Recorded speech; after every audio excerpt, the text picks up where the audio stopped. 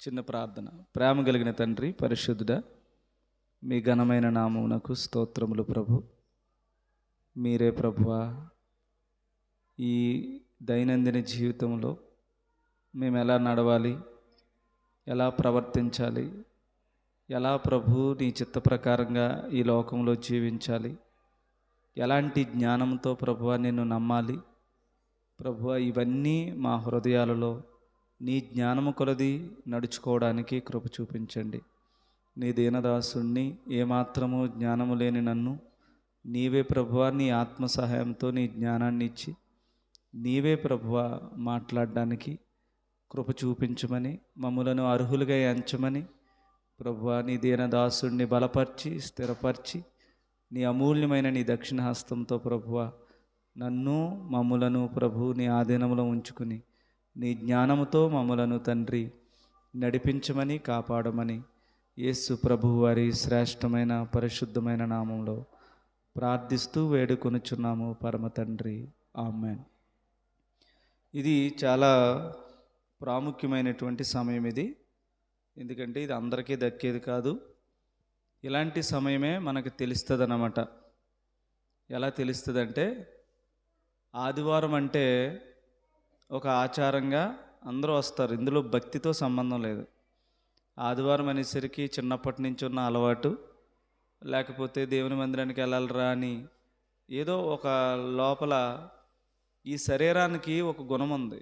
ఏంటంటే ఏది ఎక్కువగా చేస్తామో అది ఆటోమేటిక్గా చేసేస్తుంది అన్నమాట. ఇంకా అంటే బూతులు మాట్లాడేవాడికి ఇంకా ఆటోమేటిక్గా మంచికి బూతే వస్తుంది, చెడుకి బూతే వస్తుంది అన్నమాట.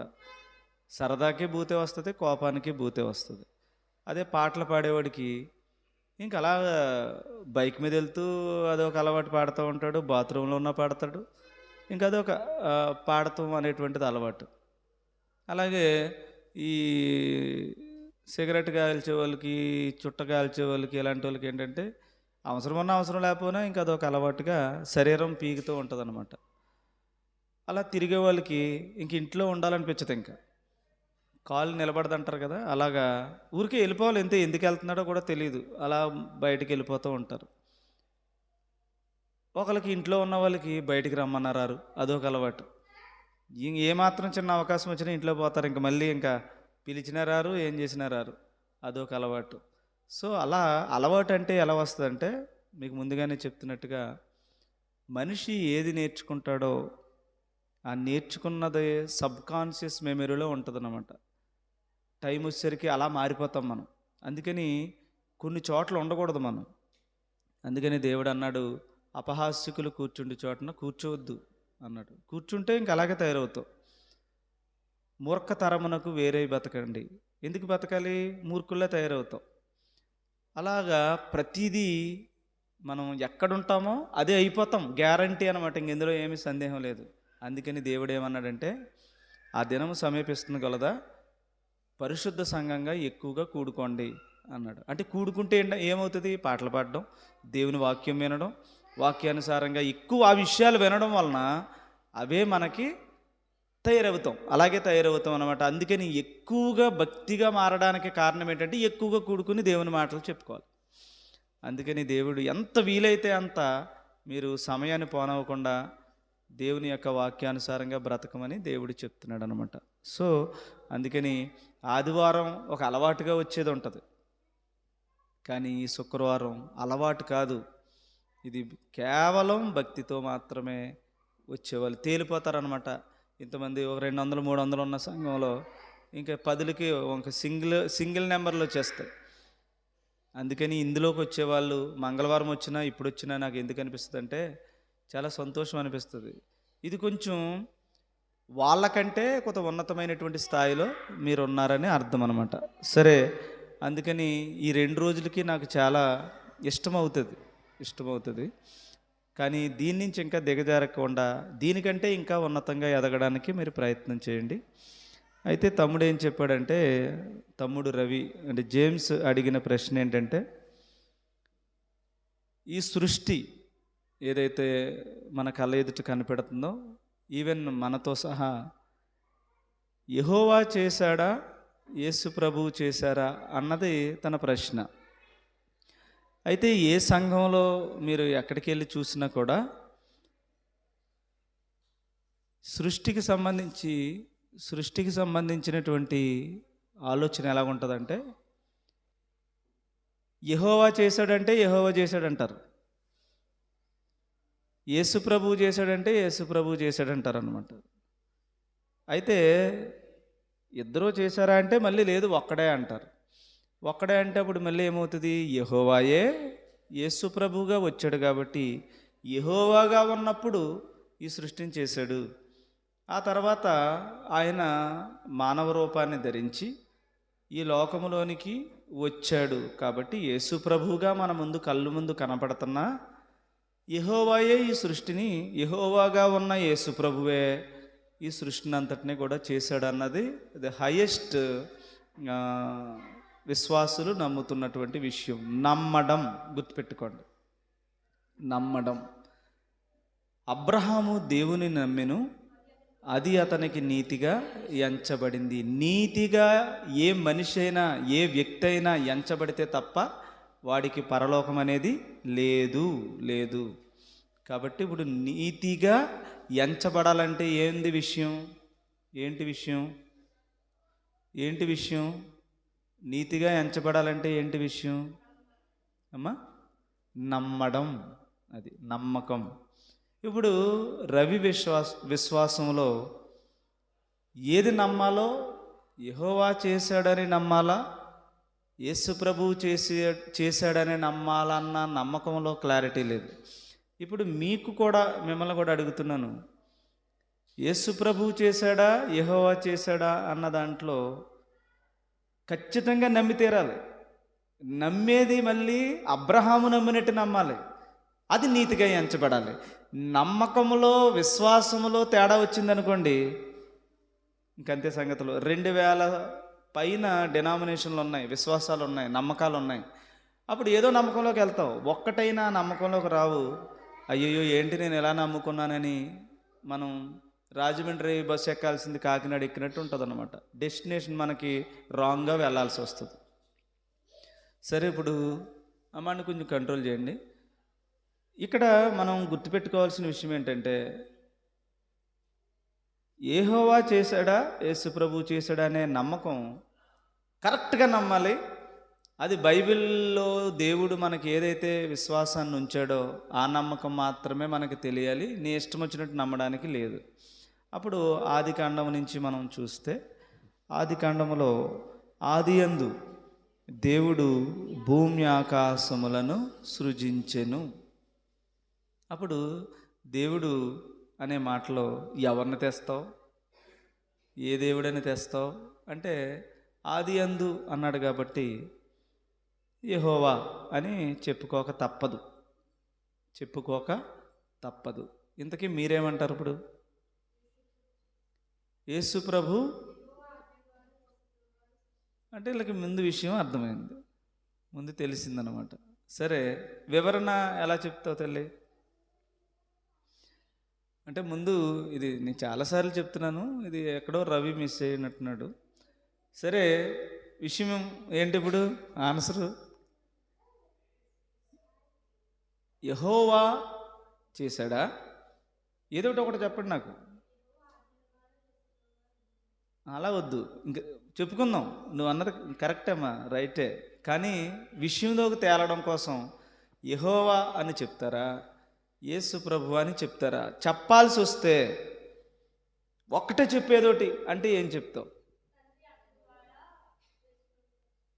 అప్పుడు ఇద్దరు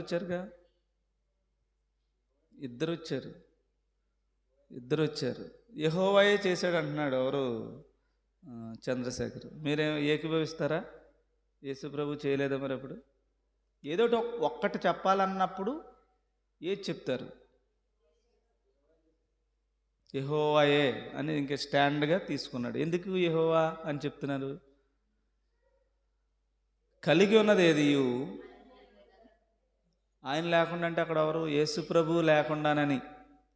కలిగి ఉన్నది ఏది యేసు ప్రభువు లేకుండా కలుగలేదు అంటున్నాడు.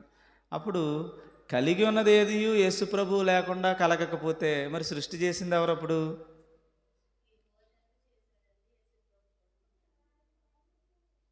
ఆయన చేస్తుంటే ఈయన ఉన్నారంటారు అమ్మా. ఆది నుంచి అంటే నేనేమంటలేదమ్మా, మీరు చెప్పే అన్ని ఆన్సర్లు మీ జ్ఞానాల్లో కరెక్టే. కానీ ఇద్దరిలో ఎవరు ఒకరు చెప్పు నాకు అంటే ఏం చెప్తారు? యెహోవానే చెప్తారా, యేసుప్రభు అని చెప్పరా? అంటే మీరు కరెక్ట్గా తేల్చుకోండి. తను చెప్పాడు చంద్రశేఖరు యెహోవాయే అన్నాడు. అప్పుడు నేనేమన్నాను? కలిగి ఉన్నది ఏదియో యేసు ప్రభు లేకుండా కలుగలేదు అని చెప్పాను. అప్పుడు కొంచెం కంట్రోల్ చేయండి. ఏమీ లేదు, తను వింటాడనేది నా ఉద్దేశం కాదు, కానీ డిస్టర్బ్ అవుతుంది అనమాట. అంటే చెప్పే మాట నాకు రాదు. నేనేంటంటే ఏదో ఏదో బైహార్ట్ చేసి చెప్పేది కాదు, అది దేవుడు అలాగ అందిస్తే చెప్పేది కదా. మళ్ళీ డైవర్ట్ అయిపోద్ది మైండ్ డైవర్ట్ అయిపోతే ఇబ్బంది వస్తుంది అనమాట. సరే, మొత్తానికి అలా అమ్మనే వినలేలేదు. సరే చెప్పండి అమ్మ, పిన్న, పెద్దమ్మ చెప్పమ్మ.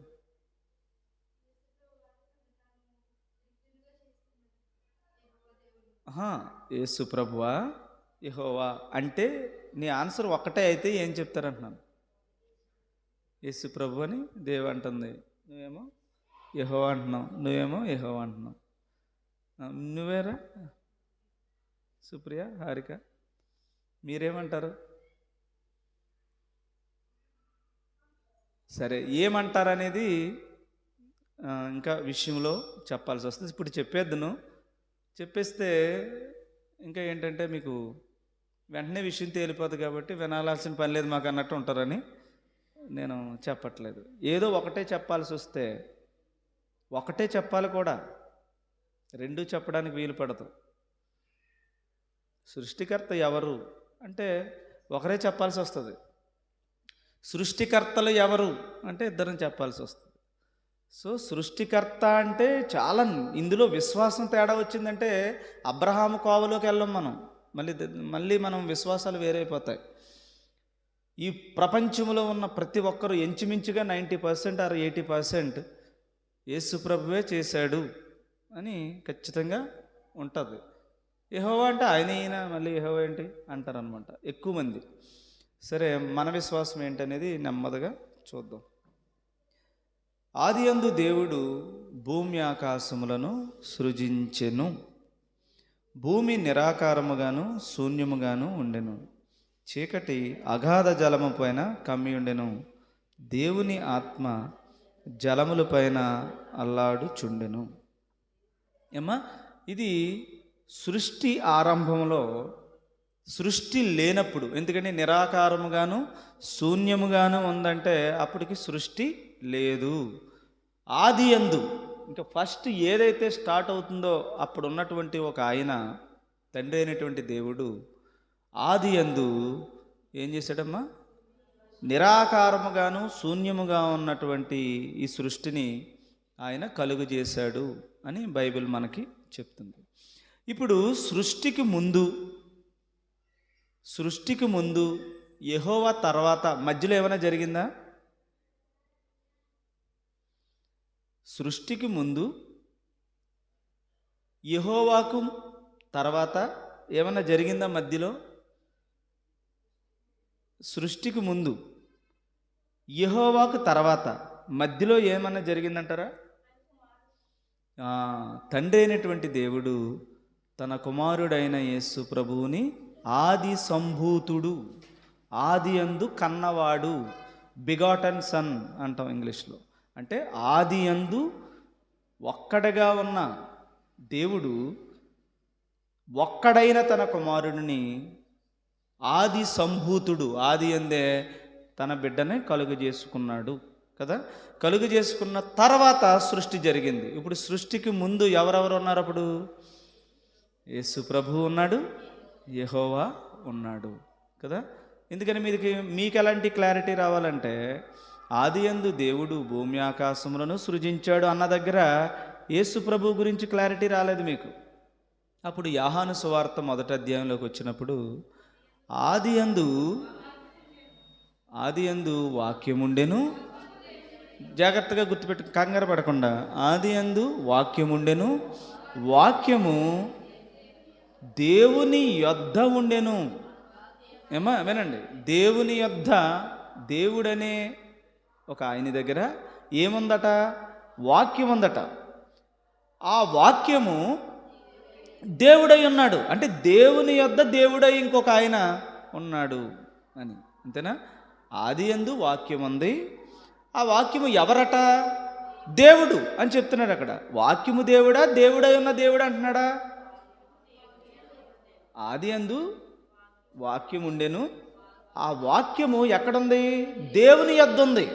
చూసుకోండి, దేవుని యొద్ద ఉందంటే దేవుని అనే ఒక ఒక ఆయన ఉన్నాడు.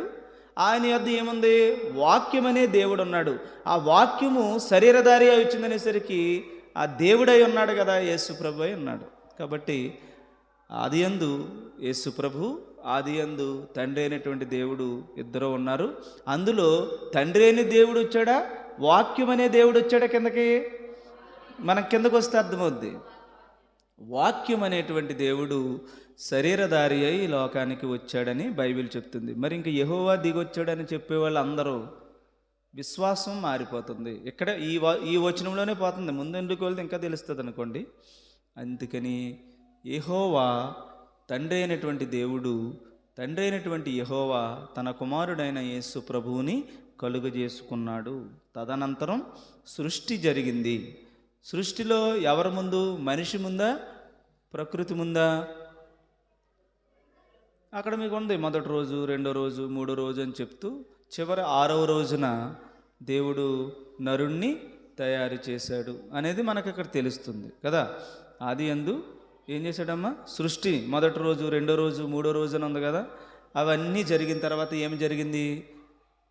మనుషుణ్ణి, నరుణ్ణి తయారు చేద్దామన్న దగ్గర ఒక అండర్లైన్ చేసుకోండి. అక్కడ ఏమంటున్నారంటే మన పోలిక చెప్పున, మన స్వరూపమందు. ఆ రిఫరెన్స్ కూడా మీరు కోట్ చేసుకోండి అమ్మా. 1:26 వచనం చూడండి, అక్కడ బాగా మీరు అర్థం చేసుకోండి. దేవుడు మన అంటున్నాడా, నా స్వరూపం అంది అంటున్నాడా? మన అంటే ఎవరు ఇప్పుడు? యోహాను సువార్త ప్రకారంగా ఎవరు ఇప్పుడు? తండ్రి అయిన దేవుడు ఉన్నాడు, కుమారుడైన యేసు ప్రభు ఉన్నారు. మనము మన పోలిక చెప్పున. అక్కడ కూడా తండ్రి అయిన కుమారుడు కనపడుతున్నాడు, యేసు ప్రభువు కూడా కనిపిస్తున్నాడు. మన పోలిక చెప్పున అన్నాడా, నా పోలిక చెప్పున అనలేదు. అక్కడ గుర్తుపెట్టుకోండి. మన అంటే బహువచనం, ఇద్దరు ఉన్నారని అర్థం. ఓకే. మన స్వరూపమందు, మన పోలిక, మన స్వరూపమందు, మన పోలిక చెప్పున నరులను చేయుదుము. చేస్తానా? చేయుదుము. ఇద్దరున్నారు ఏమ్మా, గుర్తుపెట్టుకోండి. అక్కడే మీకు విషయం అర్థమవుతుంది. సరే, ఇప్పుడు యెహోవానా యేసు ప్రభువా అని ఒక్కరే చెప్పాల్సి వస్తే ఏం చెప్పాలి? ఇది మన క్వశ్చన్. ఒకటే చెప్పాలి అడిగితే. సృష్టికర్త ఎవరంటే ఒకటే చెప్పాలి. వివరంలోకి వెళితే సృష్టికర్త ఎవరు అన్న దగ్గర ఆన్సర్ ఒకటి వచ్చినా, నీ ఆన్సర్లో నీ ఉద్దేశం, నీ తాత్పర్యం చాలా చాలా ఉంటుంది. అది అందులో మాటలో అయిపోయేది కాదు. మాట ఒకటి చెప్తున్నాం అంతే. సరే, అలా సృష్టికర్త మరొక సృష్టికర్తను కలుగు చేసుకుని సృష్టిని చేశాడు అన్నది ఇప్పటి వరకు మనకు అర్థమైన విషయం కదా. ఇప్పుడు కొలస్సీలకు రాసినటువంటి పత్రిక మనం చూద్దాం. 1వ అధ్యాయం 15వ వచనం నుంచి నెమ్మదిగా. ఆయన అదృశ్య దేవుని స్వరూపి అయి. ఆయన అంటే ఎవరు? అక్కడ సంబోధన. మీకు అర్థం కాకపోతే ఇంకో కొంచెం పైకి వెళ్ళాలి అమ్మా. ఆ కుమారుడు అంటే ఎవరో తెలియాలి అంటే ఇంకొంచెం పైకి వెళ్ళాలి. ఆయన మనలను అంధకార సంబంధమైన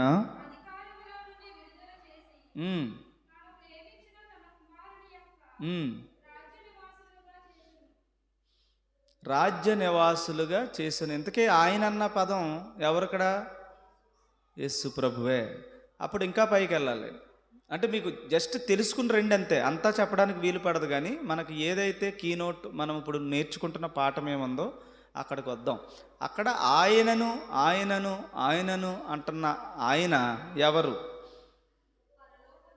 ఉమ్, ఉమ్, ఉమ్, ఉమ్, ఉమ్,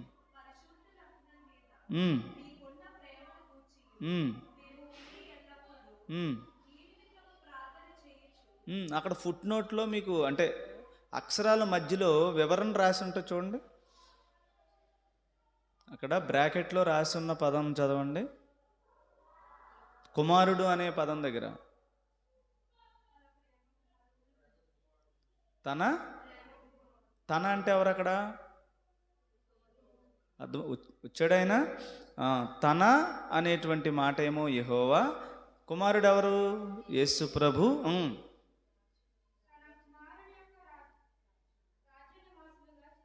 తన కుమారుని యొక్క రాజ్య నివాసులుగా చేశాను. ఇది ప్రకటన గ్రంథంలో మనకు ఆ విషయం తెలుస్తుంది అన్నమాట. ఎందుకని? భూలోక వంశములన్నింటినీ ఆశీర్వదించేవాడు నీ దగ్గర నుంచి వస్తాడని అబ్రహాముకి ఏ వాగ్దానం అయితే చేశారో ఆ వాగ్దాన ప్రకారంగా శత్రువులందరినీ కూడా నీకు రాజ్య పాదపీఠముగా చేసేంత వరకు నా కుడిపార్శ్వమును కూర్చోనుమని మనకి ప్రకటన గ్రంథంలో చెప్తారు. సరే, ఇప్పుడు మళ్ళీ ఆదికాండంకి రండి. అది అలా పెట్టుకోండి, మీకు చాలా క్లియర్గా. ఇది కొంచెం చాలా జ్ఞానంగా పెట్టుకుంటే తప్ప ఇంకెప్పుడు దీంట్లో తొలగిపోకండి. అది నేను చెప్పే మాట. ఇప్పుడు ఎవరు చేశారన్నా మనం సృష్టి? తండ్రి అయినటువంటి దేవుడు, తన కుమారుడైన యేసు ప్రభు, అక్కడ మేము మన పోలిక, ఈ అన్నిటిని బట్టి మీకు అర్థమైంది.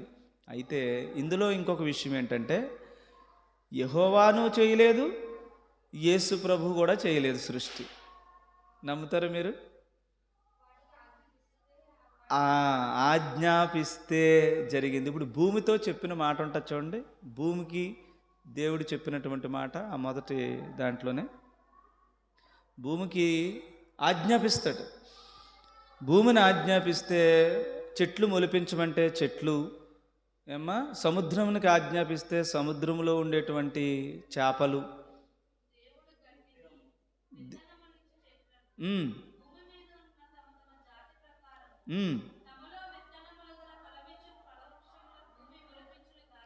భూమి మొలిపించును గాక అన్నాడు అంతే. ఇంతకీ మొలిపించింది ఎవరు? ఎవరికి చెప్పాడు ఆయన? ఎవరికి ఇచ్చాడు ఆజ్ఞ? మీరు అంటారు చాలామంది బయట మాటలు ఏంటంటే ఆయన నోటి మాట పలికాడు, నోటి మాట పలికితే చాలు ఈ సృష్టి అంతా ఇలా జరిగింది. నిజమే, కానీ విశ్వాసం దగ్గరికి వచ్చేసరికి అలా పలికాడు అలా జరిగేసింది అనుకుంటున్నారు. కాదు, మళ్ళీ పలకడం అనే మాట నిజమే. అయినా ఎవరితో పలికాడు అన్నది విషయం. అక్కడ ఎవరితో పలికాడు? భూమితో పలికాడు. భూమి, నేను చెప్పిన పని అంతా చేసుకురా అన్నాడు. చేసుకురామంటే టక టక టక టక భూమి మీద గడ్డి దానికి సంబంధించిన అన్నీ కూడా టకటక చేసేసింది. ఎవరు చేశారు ఇంతకని? భూమి చేసింది. చెట్టుకి తండ్రి ఎవరు? ఇప్పుడు చెట్టుకి తండ్రి ఎవరు? గడ్డికి తండ్రి ఎవరు అమ్మా?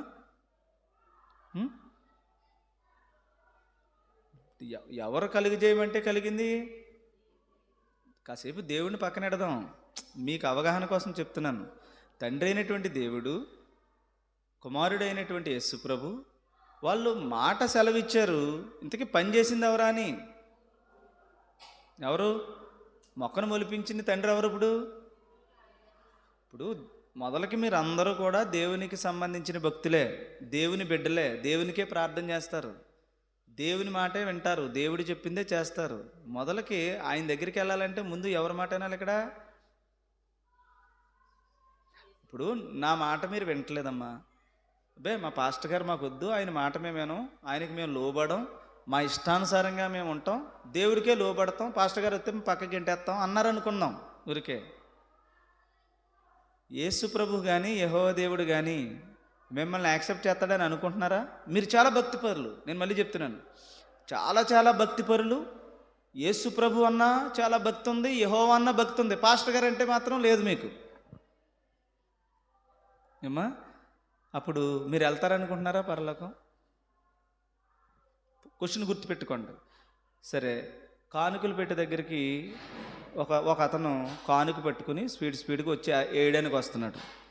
వేయడానికి వస్తుంటే యేసుప్రభు అన్నాడు, బాబు నువ్వు వెనక్కి వెళ్ళి నీ సహోదరునితో, నీకు సమాధానం లేదు, ఆడితో గొడవ పెట్టుకుని ఏదో వచ్చావు, నువ్వు వచ్చేస్తే నేను కానుక తీసేసుకుని నీకేమేమో ముందు అక్కడికి వెళ్ళి అతనితో సమాధానపడి అప్పుడు వచ్చి నువ్వు కానుక వేయి, అది నేను తీసుకుంటాను అన్నాడు కదా.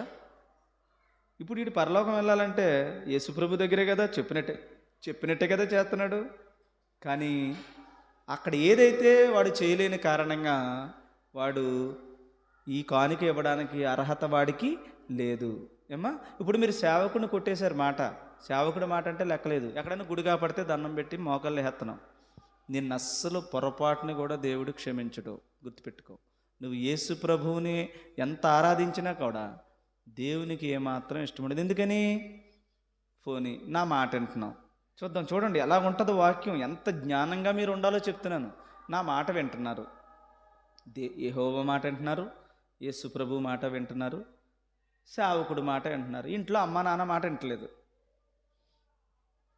అమ్మ నాన్నల మాటలు అంటే ఏది? మళ్ళీ వాళ్ళు చెప్పేది దేవుని మాట అయ్యి ఉండాలి. మళ్ళీ వాళ్ళు ఇష్టం వచ్చినట్టు చెప్తే కుదరదు. అది మళ్ళీ చెప్తున్నాను. తండ్రినైనను విడిచిపెట్టి రావాలన్న పరిస్థితి. ఇప్పుడు తండ్రి అంటే దిక్కలేదు, నీకు ఇష్టానుసారంగా మాట్లాడుతున్నావు, తండ్రిని ఏడిపిస్తూనే ఉన్నావు. నా దగ్గరికి వచ్చి మాత్రం పాస్టర్ గారికి నా వందనాలండి అంటున్నావు. మీ నాన్నగారికి వందనాలలో ఏమీ లేవు. వెళ్తావా? నన్ను, యేసుప్రభుని, తండ్రిని, ఈ మూడు గౌరవిస్తున్నావు తప్ప ఇంట్లో ఉన్న నాన్న మాత్రం గౌరవించలేదు. అప్పుడు ఎక్కడికి వెళ్తావు? అక్కడ ఆపేహాడు పరలోకం తండ్రి దగ్గర. తండ్రిని ఎదిరించాలి. ఎప్పుడు ఎదిరించాలి? దేవుని నీతిని పాడు చేస్తుంటే, ఫర్ ఎగ్జాంపుల్ ప్రార్థనకి వెళ్తుంటే విశ్వాసంగా బ్రతుకుతుంటే అది వద్దురా, అది చేయొద్దు అన్నాడంటే అప్పుడు ఇది దేవుని నీతి కనుక తండ్రి నుంచైనా నువ్వు స్వతంత్రురాలు అవుతావు, భర్త నుంచైనా స్వతంత్రురాలు అవుతావు. అర్థమవుతుందా? దేవుని నీతిని పాడు చేసే ఎవరైనా, ఆఖరికి పాస్టర్ అయినా అతిక్రమించి మీరు రావచ్చు. గుర్తుపెట్టుకోండి. పాస్టర్ గారైనా సరే దేవుని నీతిని పాడు చేస్తే, నేను తప్పు చెప్తుంటే ఎట్టి పరిస్థితుల్లో వినాల్సిన పని ఏమి లేదు. నువ్వు కాదులే బాబు, నువ్వు సాతానని. అందుకని చాలా జ్ఞానంగా ఉండాలి. పొరపాటును మంచోడిని తేడా అన్నావు అనుకో, మళ్ళీ మొదలకి ఇంకా ప్రాబ్లం అయిపోతుంది. ఇంతకీ చెప్పండి, తండ్రి, ఆత్మ సంబంధమైన తండ్రి, అభిషక్తుడైన యేసు ప్రభు తండ్రి, తండ్రి అయినటువంటి తండ్రి కదా. మొదలకి తండ్రి అనే పదం ఎక్కడ దాకా వచ్చింది? తండ్రి తన కుమారుడికి ఇచ్చాడు, ఆయన సేవకుడికి ఇచ్చాడు, సేవకుడికి తండ్రి ఇంట్లో ఉన్నటువంటి శరీర సంబంధమైన తండ్రికి ఇచ్చాడు. అక్కడి నుంచి మొత్తం లోబడుకుంటూ వస్తే తప్ప నీకు పరలోకం లేదు కదా. ఉందనుకుంటున్నారు మీరు? ఉండదు. గుర్తుపెట్టుకోండి. లోబడడం అనే విషయం దగ్గర లోకానికి లోబడుతున్నావా, వాక్యం చెప్తుంటే లోబడతలేదా, అది విషయం. అది కూడా మీరు గుర్తుపెట్టుకోవాలి. అయ్యబాబు మా నాన్నగారు మా అమ్మగారిని నేను లోబడకూడదు అన్నాడు కాబట్టి వాళ్ళేమో లోకంలోకి నడిపిస్తుంటే వెళ్ళాల్సిన పని ఏమీ లేదు మళ్ళీ. సరే, గుర్తుపెట్టుకోండి. ఇంతకీ ఏం చెప్తున్నా నేను? పాయింట్ ఏంటి? భూమితో చెప్పాడు. భూమితో చెప్పాడా, చెట్టుతో చెప్పాడా? భూమి హెడ్ ఆఫ్ ద డిపార్ట్మెంట్ ఎవరు ఇప్పుడు? భూమికి చెప్పాడు. భూమి చేసిన పనిని శబాష్ అన్నాడు. ఇంతకీ పని చేసిందంత ఎవరో? భూమి చేసింది. అంటే చెట్టుకి తండ్రి, గడ్డికి తండ్రి ఎవరు ఇప్పుడు? భూమి. అక్కడ భూమికి లోబడి వెంటనే టకటక చేసింది. ఎందుకంటే భూమి. ఇంకా మరి సముద్రంతో చెప్పాడు చూడండి. నీళ్ళతో చెప్తే అక్కడ చేపలు చేయమన్నాడు. సముద్రంతో చెప్తే అందులోనే ఈ మొత్తం ఈ ఇందులో ఉండేటువంటి ప్రతిదీ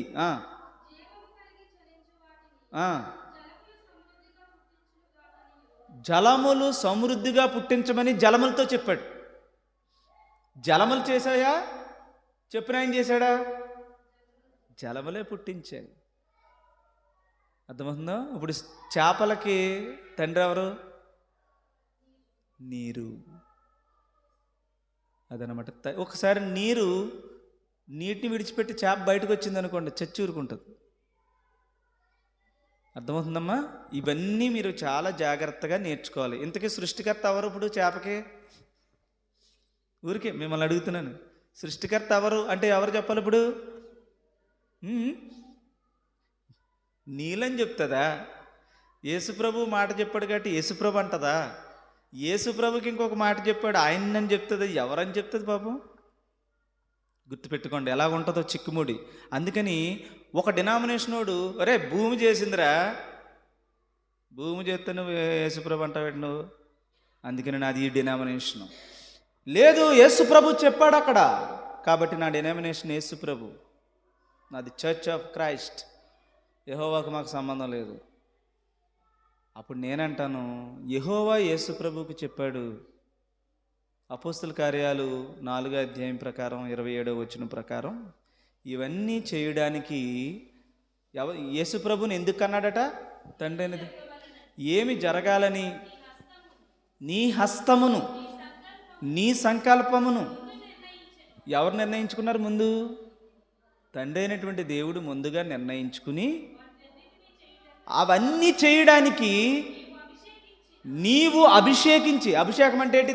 నీకున్న శక్తినంతటిని కూడా ఒక ఆయనకి దారబోసి, ఒక ఆయన్ని కని, ఆయనకి అంతటినీ ఇచ్చి ఇవన్నీ జరిగించుకున్నటకు ఒక అతన్ని అభిషేకించావు కదా. ఆయన నీ ప్రియకుమారుడు, నీ పరిశుద్ధమైన సేవకుడు. ఎవరో యేసుప్రభు ఇంతకని సేవకుడట. ఎవరికి? తండ్రి అయిన దేవునికి. సేవకుడు అంటే ఏంటి అర్థం? చెప్పింది చేసేవాడని. తండ్రి చెప్తాడు, తన కుమారుడైన యేసుప్రభు ఈ పని చేశాడు. ఇంతకీ చెప్పింది ఎవరు? చేసింది ఎవరు?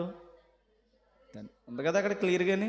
నువ్వు సంకల్పించావు, నువ్వు ఏం చేయాలనుకున్నావో అవన్నీ చేయడానికి నీవు అభిషేకం ఇచ్చి నీ కుమారుడైన యేసు ప్రభువుని చేసుకున్నావయ్యా అని చెప్తున్నాడు అపోస్తల కార్యాల్లో. ఇంతకీ సృష్టి చేసింది ఎవరు ఈ కాంటెక్స్ట్లో? ఇప్పుడు వరకు చూడండి, మీరు నేను చెప్పిన పాయింట్ ఏది మిస్ అవ్వకండి. మళ్ళీ చెప్తున్నాను, ఎంత జాగ్రత్తగా ఉండాలంటే తేడా వచ్చేద్ది. ఇప్పుడు భూమిని చేసి ఈ మొక్కలు కానీ గడ్డిని కానీ అన్నీ చేసింది ఎవరు అన్నాను? భూమి. చేపలకి అన్నిటికి చేసింది ఎవరు?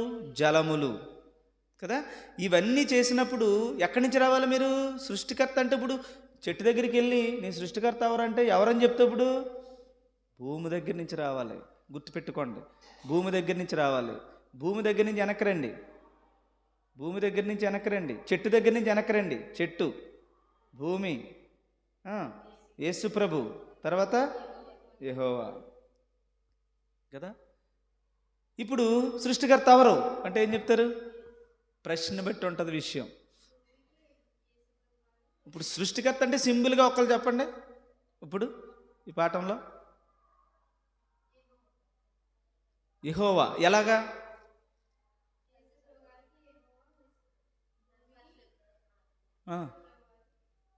అదేమ్మా, యెహోవా అనే మాట నువ్వు చెప్పడానికి నీ ధైర్యం ఏంటని.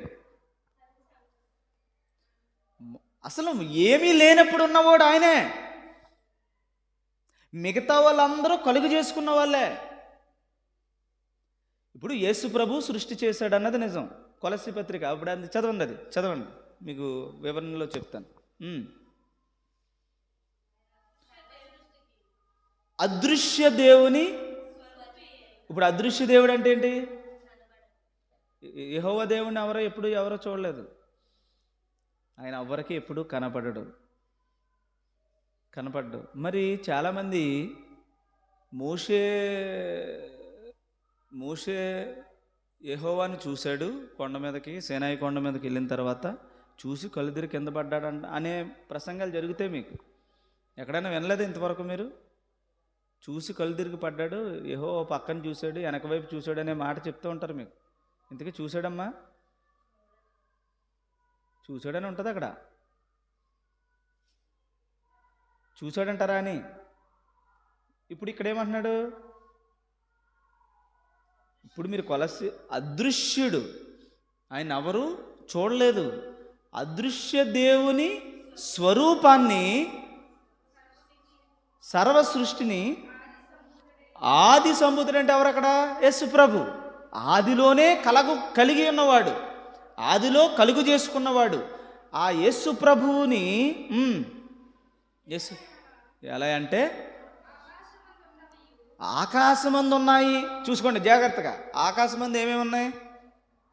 సూర్యుడు, చంద్రుడు, నక్షత్రములు, గ్యాలక్సీ మొత్తం అంతా కూడా ఆకాశమందు ఉన్నవి, భూమి మీద ఉన్నవి. అమ్మా అంటే కనిపించేయి, అంటే కనపడలేని కూడా ఉన్నాయి. సింహాలైన, ప్రభుత్వములైన, ప్రధానులైన, అధికారమునైనను సర్వమును ఏని యందు? యేసు ప్రభువు యందు. అక్కడ పైన చెప్పారు కదా తన కుమారుడని. ఆది సంభూతుడు, ఆది యందు కలుగు చేసుకున్నవాడు, ఆది యందు పుట్టినటువంటి వాడు, ఆది యందు దేవుడు ఉన్నాడు. ఆ దేవుని యొద్దున్న వాక్యం అనే దేవుడు ఇవన్నీ కలుగు చేసుకున్నాడు. ఎవరు కలుగు చేశారు ఇప్పుడు ఎంతకనే సృష్టి? ఆ కాంటెక్స్ట్లో యేసు ప్రభు. ఏమా? యేసు ప్రభు. యేసు ప్రభువే సృష్టిని అంతటిని చేశాడు. చేసిందంటే యేసు ప్రభువే చేశాడు. మరి యెహోవా చేయడానికి, ఆ సృష్టిని చేయడానికి తనకున్న శక్తిని, తన ఆత్మని అభిషేకించాడు, ఇచ్చేశాడు తనకి. చేసిరాలి. ఇప్పుడు రాజమండ్రి వెళ్ళి అర్జెంటుగా ఒక వైర్ కొనుక్కురా అని 10 రూపాయలు ఇచ్చాడు. 10 రూపాయలకి రాదనుకోండి, అదే చెప్తున్నాను ఊరికే. లేదు రాజనగరం వెళ్ళి ఏదైనా బిర్యానీ పట్టరా అని ఒక 200 ఇచ్చాను. ఎవరు? చంద్రశేఖర్కి. బిర్యానీ పట్టుకుని వస్తున్నాడు ఎక్కడి నుంచో. ఈ లోపల ఏరావో ఎవరో కనిపించి ఏంట్రా అంటే బిర్యానీ. బాబోయ్ బిర్యానీ తెచ్చుకున్నా. ఎక్కడి నుంచి అంటే అదేంటిది పిరమిడ్, ఫుడ్ పిరమిడ్ అమ్మా అది. ఆ పిరమిడ్ అక్కడి నుంచి తెస్తున్నాను అన్నాడు అనుకోండి. అయ్యి బాబ్బా కొందరా నీ పనే బాగుంది అన్నాడు. అనేసరికి ఏంటి ఎక్కడికి, ఏంటి సంగతి అంటే చిన్నబాన్ని ఇచ్చాడు తెమ్మన్నాడు అన్నాం. ఇంతకీ తెచ్చేది నువ్వే, అక్కడ ఉండేది నువ్వే, చేసేది నువ్వే, డబ్బులు ఇచ్చేది నువ్వే. నమస్కారం నీకు ఎవరికి ఎడతారు అక్కడ? ఆ షాపోడు ఎవరికి ఎత్తాడు నమస్కారం? వెల్కమ్ సార్ అని ఎవరికంటాడు? 200 ఆవిడ పట్టుకెళ్ళాడు ఆడికి. అంతేనా? ఎవరు పట్టుకెళ్ళారో, ఎవరు చూశారో, ఎవరు అక్కడికి వెళ్తున్నారో వాడికి నమస్కరిస్తాడు. ఎందుకంటే వాడు పే చేస్తున్నాడు అమౌంట్ అక్కడ. అందుకని వాళ్ళందరూ వాచ్మెన్తో సహా అందరూ లోబడతారు. కూర్చుంటే ఏం కావాలి సార్? ఏమా ఏం కావాలి సార్ అని అడుగుతాడు వచ్చి. వాటర్ పట్టరా అంటే వాటర్ తెస్తాడు. తర్వాత బిల్లు వేస్తాడు అనుకోండి. ఏమ్మా ఎందుకంటే నీ దగ్గర ఏముంది? డబ్బు ఉంది. ఇంతకీ ఏంట్రా బాబు ఇంత అడావిడి చేసావు అనేసరికి డబ్బులు ఎవరై ఇంతకీ? చిన్న బావాన్ని. మొదలకి ఆ డబ్బులే 200 ఇవ్వకపోతే తను అక్కడికి వెళ్ళేవాడా? చేసేవాడా? తెచ్చేవాడా? లేదు. కానీ తెచ్చింది, మొత్తం చేసింది, నమస్కారాలు పొందింది, అన్నీ చేసింది ఎవర్రా అంటే చంద్రశేఖర్. పోనీ అప్పుడు చంద్రశేఖర్కి తెలుసు ఈ నమస్కారం నేను పొందానంటే, ఈ గేటుగాడు నాకు నమస్కారం పెట్టాడంటే, నేను అడగగానే వాడు తీసుకొచ్చి నమస్కారం ఇచ్చాడంటే ఇదంతా చిన్న అన్నయ్య వాళ్ళేరా అని వాడికి ఉంటుందో? ఇది నాదే, నేను తెచ్చుకున్నాను, నా వల్ల ఈ ఘనత వచ్చింది, నా వల్ల ఈ సంతోషం వచ్చింది అనుకున్నాడు అనుకో. అప్పుడు ఏమవుద్ది? చెప్పండి. నిజమది ఒరిజినలా డూప్లికేట్? అప్పుడు నిజమా 200 తనవి అయితే ఓకే, తనవి కాదు కదా. ఇల్లు ఎవడు కట్టాడురా అంటే ఇల్లు నేనే కట్టాను రా అంటాడు తాపీ మేస్త్రి. అటు వెళ్తానే, అటు వెళ్తూ అంటూ ఉంటాడు ఇల్లు నేను కట్టాను అంటాడు. కట్టాను అనగానే నువ్వే కట్టావు బాబు అని నమస్కరించేస్తావా? కట్టించుకున్నవాడు రవి అయితేనే. డబ్బు ఆవిడిచ్చాడు, నీ కూలి పని ఆవిడిచ్చాడు, నీకు అన్నీ చేసింది ఎవరు? యజమాని ఉన్నాడు. యజమాని ఇస్తే నువ్వు కట్టావన్నది నిజమే, నువ్వు కట్టావన్నది నిజమే. అప్పుడు రవిని అంటారు భలే ఇంటిల్లు కట్టావరా అంటారు. ఇందుకే కట్టినోడు ఎవరు?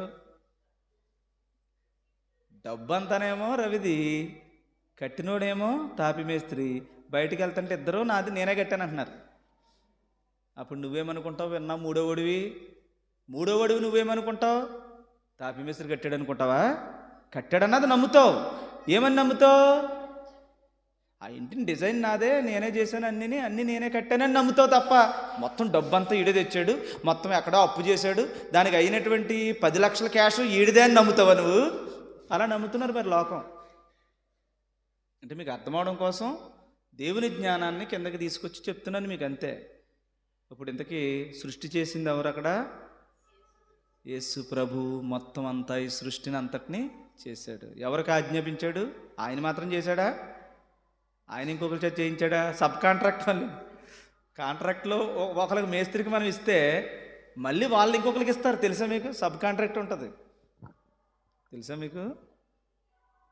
ఇప్పుడు ఈ చర్చికి నేను కరెంటు పని మొత్తం నేనే ఒప్పుకున్నాను అనుకోండి, నేను చేస్తానే ఏమన్నానా? చంద్రశేఖర్కి ఇచ్చాను మళ్ళీ సబ్ కాంట్రాక్ట్. నేను ఒక 2 లక్షలకి కాంట్రాక్ట్ తీసుకుని నీకు 1,50,000కి ఇచ్చాను, నేను చేసేసుకుంటాను అన్నాడు. 50,000 నాకు మిగిలే. సబ్ కాంట్రాక్ట్ అంటారు దాన్ని. ఇప్పుడు భూమి మళ్ళీ నేనే చేశానంటది. కానీ ఎవరిస్తే చేసింది? యేసు ప్రభు చెప్తేనే చేసింది. యేసు ప్రభు చెప్తే మాత్రం ఎలా చేసేస్తుంది? దాని దగ్గర ఏది డబ్బులు అంటే తనకు కూడా తన ఆత్మనిచ్చాడు. అందుకని భూమి మీద శూన్యముగాను నిరాకారంగా ఉన్న టైములో ఆత్మ ఆ జలములపై అల్లాడుచుండెను. దేవుని ఆత్మ లేకపోతే భూమి వల్ల అవ్వదు, దేవుని ఆత్మ లేకపోతే యేసు ప్రభు వల్ల అవ్వదు, దేవుని ఆత్మ లేకపోతే మొదలకి ఏది అవ్వదు. అందుకని ఆత్మను, తన 7 అంతల ఆత్మను, సర్వ ఆత్మను కూడా యేసు ప్రభువుకి ఇచ్చాడు. యేసు ప్రభువులో ఉన్న ఆత్మని కొంచెం భూమికి ఇచ్చాడు అంతే. ఎవరు? తండ్రి దగ్గర ఏమన్నా కొంచెం పెట్టుకున్నాడా? యేసు ప్రభువుకి మొత్తం ఇచ్చాడా? కంప్లీట్ ఇచ్చాడు. మరి భూమికి ఎంత ఇచ్చాడు ఈయన యేసు ప్రభు? కొంచెమే, అంత ఇవ్వలేదు.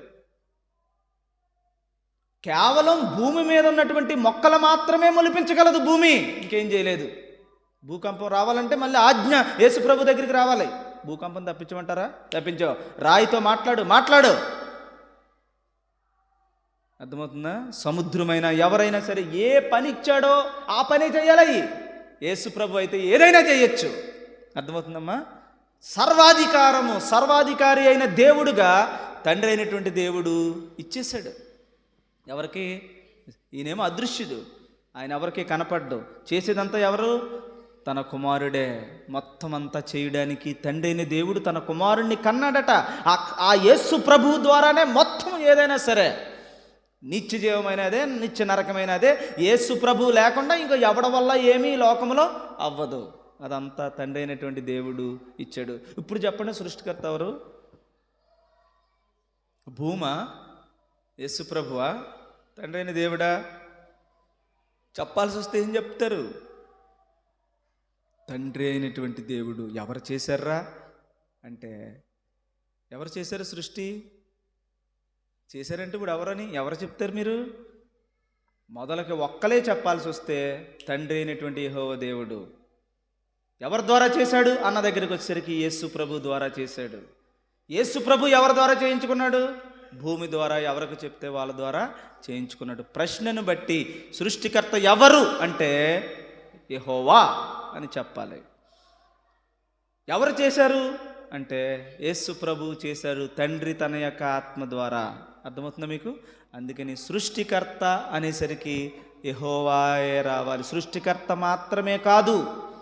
నీకు స్వస్థత వచ్చిందనుకో, ఎవర్రా స్వస్థత పరిచారు, నిన్ను ఎవరు స్వస్థత చేశారు అన్నారనుకోండి, ఏం చెప్తారు మీరు ప్రార్థన చేస్తారు, ఏమని అంటారండి? యేసయ్య మమ్మల్ని స్వస్థపరిచావు. ఆనాడు యేసు ప్రభు అలా వెళ్తూ ఉంటుంటే ఒక కుష్ఠరోగి స్వస్థత పొందాడు. ఎవరు ఆవిడ? రక్తస్రావం కలిగినటువంటి స్త్రీ ఇలా ముట్టగానే స్వస్థత పొందింది. లేకపోతే ఒక గుడ్డువాడు చూడగలిగాడు, ఒక కుంటువాడు చూడగలిగాడు, లాజరు సమాధిలో నుంచి రాగలిగాడు. యేసు ప్రభు స్వస్థపరిచాడు, నిజమే. కానీ ఎలా? అది కూడా మీరు చదవండి. లాజరు దగ్గర, అది లోక సువార్త 10 యోహాను సువార్త 10, ఆ మాట చదవండి. ఆయన ఏడుస్తున్నాడన్న మాట చదవండి. యోహాను సువార్త 13 అధ్యాయం అనుకుంటున్నా, తెలుసు. 13ఏనమ్మా? 13ఏనా నేను చెప్పింది? కరెక్టేనా? 11 35 వచనం చదవమ్మా. యేసు కన్నీళ్లు విడిచుచు కాబట్టి వీళ్ళేమనుకుంటున్నారు చూడండి, మనలాంటోళ్ళు యూదులందరూ ఏమనుకుంటున్నారు? యేసు ప్రభుని వాళ్ళు ఏమనుకుంటున్నారు చూడండి. మనం చూడండి, జ్ఞానము లేకపోతే దేవుని దగ్గర మనం పొందాల్సినటువంటి స్వస్థత అబద్ధం, ఆశీర్వాదం అబద్ధం, మేలు అబద్ధం, మన జీవితాల్లో జరుగుతున్నదంతా అబద్ధం అయిపోద్ది. అక్కడ యేసు ప్రభు 4 రోజుల వరకు రాలేదు. ఎవరు చనిపోయారు? తన స్నేహితుడైనటువంటి లాజరు చనిపోయాడు. యేసు ప్రభు అందుబాటులోకి రాలేదు. 4 రోజులు అయిపోయింది, సమాధిలో పెట్టేశారు, కుళ్ళిపోయిన పరిస్థితిలో ఉన్నాడు. ఆ టైంలో 4 రోజులు అయిపోయిన తర్వాత అని ఉంది అక్కడ, వచ్చి అక్కడికి వచ్చాడు. ఈ లోపల జనమంతా పోగొట్టారు. పోగుబెడితే యేసు ప్రభు అక్కడ నుంచుని ఉన్నాడు. యూదులు అనుకుంటున్నారట, ఏమని అనుకుంటున్నారమ్మా? అందుకు యేసు ఈయన అనడం కాదు, వాళ్ళు అనుకుంటున్నారు. ఎవరు? యూదులు అనుకున్న మాట చదవమ్మా. కాబట్టి యూదులు అతనిని ఎలాగూ ప్రేమించానో చూసారా, ఎలా ప్రేమించాడో యేసుప్రభు. అటు స్నేహితుడు అంటే ఎంత ఇష్టమో చూసావో యేసుప్రభుకి, ఎలా చూసాడు, ఎంత ఏడుస్తున్నాడో, ఎంత బాధపడుతున్నాడో అని చెప్పుకుంటున్నారట. ఎవరు? యూదులు. వారిలో కొందరు వాళ్ళు అనుకుంటున్నారట మళ్ళీని. చూడండి, మన వాళ్ళు మాటలు చెప్తున్నాను, నేను ఇక్కడ వాక్యం చెప్తుంటే ఒక్కొక్కడు ఒక్కొక్క మాట మాట్లాడుకుంటుంటారు కదా, సేమ్ ఇదే మాటలు మాట్లాడుకుంటున్నారు. చూడాలి ఇద్దరు. ఒకళ్ళు ఏమనుకుంటున్నారు? ముందేమనుకున్నారు వాళ్ళు? కొంతమంది అనుకుంటున్నారు ఇలాగా, ఏమని? చూసావా ఎలా ప్రేమించాడో, 4 రోజులు అయిపోయి కూడా పాపం ప్రేమ చావక వచ్చి తన స్నేహితుడి కోసం ఎంత ప్రేమించాడో యేసు ప్రభు అని చెప్పుకుంటున్నారంట కొంతమంది. ఏమా కొంతమంది ఏమో అనుకుంటున్నారట, గుడ్డివాళ్ళు కళ్ళు తెరిపించాడు, కుంటోడు నడిచాడు, ఇది మాత్రం లేపలేడా ఏంటి అనుకుంటున్నారంట. వాళ్ళు ఇంకో బ్యాచ్. ఏమా మనం కూడా అలాగే కదా అనుకుంటాం, సేమ్ ఇలాగేనా? ఇలాగే అనుకుంటామా? అనుకుంటాం, మన నోటికి తోచింది మాట్లాడుకుంటామా లేదా? కానీ ఎలాగ దేవుణ్ణి ఎరగాలో, ఎలాగ యేసు ప్రభువుని నమ్మాలో, ఎలా యేసు ప్రభు యొక్క ఆజ్ఞను మనం ఆయన రూపాన ఆయన ఏమనుకోవాలనుకుంటున్నాడు అది మాత్రం అనుకోవట్లేదంట అవడమే. అప్పుడు ఏడుస్తున్నాడట. చదువమ్మా. యేసు మరలా మూలుగేస్తున్నాడంటండి. మూలుగు ఎప్పుడు వస్తుందండి అమ్మా? మూలుగంటే మూలుగులు కాదు, మూలుగంటే మూలుగు ఎప్పుడు వస్తుందో చెప్పండి ఒకసారి. మీకు ఎప్పుడన్నా కలిగిందమ్మా మూలగడం? ఎప్పుడన్నా బాగా జ్వరం వచ్చిందనుకోండి, జ్వరం మామూలు జ్వరం కాదు, ఒక్కొక్కసారి చలి జ్వరం ఇలాంటివి వస్తూ ఉంటాయి. అందరూ చక్కగా గురక తీసి పడుకుంటుంటారు. జ్వరం వచ్చినోడికి ఎలాగుంటుంది? నాకు బాగా తెలుసు, బాలవరంలో ఒక ఆవిడకి ప్లేట్లెట్ డౌన్ అయిపోయింది. నాకు తెలిసి 20,000కో 30,000కో పడిపోయింది మొత్తం. తీసుకెళ్ళిపోమన్నారు ఆవిడని. ఇంక పెరిగే అవకాశం లేదు, చచ్చిపోద్ది ఆవిడ. 2 రోజులు అలాగే బాధపడుతుంది, చచ్చిపోద్ది. మేమేం మరి బలవంతంగా చంపడానికి అవకాశం ఉండదు కదా, తీసుకుపోమన్నారట. తీసుకుపోమంటుంటే ఆ 2 రోజులు ఆవిడ కేకలం. ఎలాంటి కేకలంటే ఇంకా కిటికీ పట్టుకుని, కిటికీని అలా గట్టిగా డోర్ దగ్గర ఎక్కడో పడుకోబెట్టారు ఇలాగా. ఇంకా విపరీతమైన కేకలు. ఎందుకంటే ప్లేటెట్ అంటే ఏమవుతుందంటే కణాలను తినేస్తూ ఉంటుంది లోపల. విపరీతమైన బాధ. నాకు తెలిసి టైఫాయిడ్ మలేరియా వచ్చిన వాళ్ళకి అలాగే మూలుగేస్తూ ఉంటారు, విపరీతంగా అరుస్తూ ఉంటారు అన్నమాట. వాళ్ళు ఒక్కొక్కరు చూడు తట్టుకోలేరు, లోపల మూలుగా అంటూ ఉంటారు. ఇప్పుడు ఈ కండిషన్ మీరు ఎప్పుడెప్పుడు చూస్తూనే ఉంటారు, నాకు తెలిసి అక్కడక్కడ ఉంటుంది. భరించలేక, బాధను తట్టుకోలేక ఒక మనిషి ఏడుస్తుంటే ఆ ఏడుపుని మూలుగంటారన్నమాట. మరి యేసు ప్రభుకి ఏమైంది? ఎంతమందిని రక్షించాలని, ఎంతమందిని కాపాడాలని ఇన్ని రోజులుగా నేను చేస్తున్న ఈ స్వస్థతలు కానీ, ఇన్ని రోజులుగా నేను చేస్తున్నది అన్నీ కూడా ఇతను స్వస్థపరిచేస్తున్నాడు, ఇతను మాత్రం లేపలేడా, ఇతనేమో ఈ శక్తి ఉంది ఆ శక్తి ఉందని నమ్ముతున్నారు. కానీ ఎలాగ నమ్మమన్నాడో అలా నమ్ముతే లేదంటే యేసు ప్రభుని. నేను చెప్పేస్తే మళ్ళీ కంగారు పెడతారని, నేను సొంతంగా చెప్పినట్టు అవుద్దని మీకు నేను చదివిస్తున్నాను. ఇప్పుడు మళ్ళీ ఏమని నమ్మాలనుకుని ఏడుస్తున్నాడో, ఎందుకు మనిషి విశ్వాసంలో ఎలా నమ్ముతున్నాడో, ఈరోజు నీ యేసు ప్రభువును నువ్వు ఎలా విశ్వసిస్తున్నావో, విశ్వసించకపోతే తండ్రి అయిన దేవుడు కానీ యేసు ప్రభు కానీ ఎలా ఏడుస్తారో చెప్తున్నాను మీకు. మూలుగేస్తున్నాడు, పైగా మూలుగుతున్నాడట. మూలుగుచ్చు సమాధి దగ్గరికి వచ్చాడట. అది ఒక గుహట. ఈ లోపల మార్త వచ్చింది. మార్త అన్న మాట చదవమ్మా. మార్త, ప్రభువా అతను చనిపోయి 4 రోజులైంది. ఏమని చెప్తుంది మార్త వచ్చి మళ్ళీని? నువ్వు దగ్గరికి వచ్చేస్తాను ఏమన్నా ఇప్పుడు రీసెంట్గా చచ్చిపోయాడు అనుకుంటున్నావా? నువ్వు ఎవరిని స్వస్థపరిచినా రీసెంట్గా చనిపోయినని చేసావు కదా, కుళ్ళిపోయిన ఎప్పుడు చేయలేదు కదా అని తన ఉద్దేశం. కాబట్టి 4 రోజులు అయిపోయింది ప్రభువా, సమాధిలో పెట్టి గనుక వాసన కొట్టేస్తాడయ్యా అని చెప్పింది. ఇప్పుడు మార్తను చూసి ఎడతాడే అడ్డ మళ్ళీని చదవమ్మ. అందుకు యేసు నీవు నమ్మితే, ఏమని నమ్మితేని చూడండి, నమ్మితే అనే మాట అండర్లైన్ చేసుకోండి. ఇప్పుడు సృష్టికి నమ్మకం ఏంటో, ఇక్కడ నమ్మకం ఏంటో మీకు విషయం తెలుస్తుంది. చదవమ్మా. నమ్మడం అంటే ఏంటో చెప్పండి అక్కడ నాకు. నీవు నమ్మితే, ఎలాగా నమ్మితే అనే దగ్గర చెప్పండి ఏమని నమ్మాలో అమ్మా. బ్రతుకుతాడని నమ్మడం అంటున్నారు. నువ్వమ్మా మీరేమి నమ్మాలి అక్కడ అమ్మా? సౌండ్ సిస్టమ్, నువ్వేమి నమ్ముతున్నావు అక్కడ? నమ్మడం అనేది ఇంపార్టెంట్ ఇక్కడ. మీరు నిజంగా ఇది తెలిస్తే ప్రార్థన చేస్తే చాలు, దేవుడు పలుకుతాడండి. యేసు ప్రభు మూలుగేస్తున్నాడు ఇక్కడ. మనుషులకు అర్థం కావట్లేదని మూలుగుడే విపరీతమైన, ఇంకా మనిషి ఎలాగైపోతున్నాడంటే ఇంకా భరించలేనంత బాధ కలుగుతుంది ఈ నమ్మకం లేక. ఇంతకా నమ్మకం ఏంటి? మీరేమన్నారు? స్వస్థత పొందుతాడు అనేది నమ్మకం.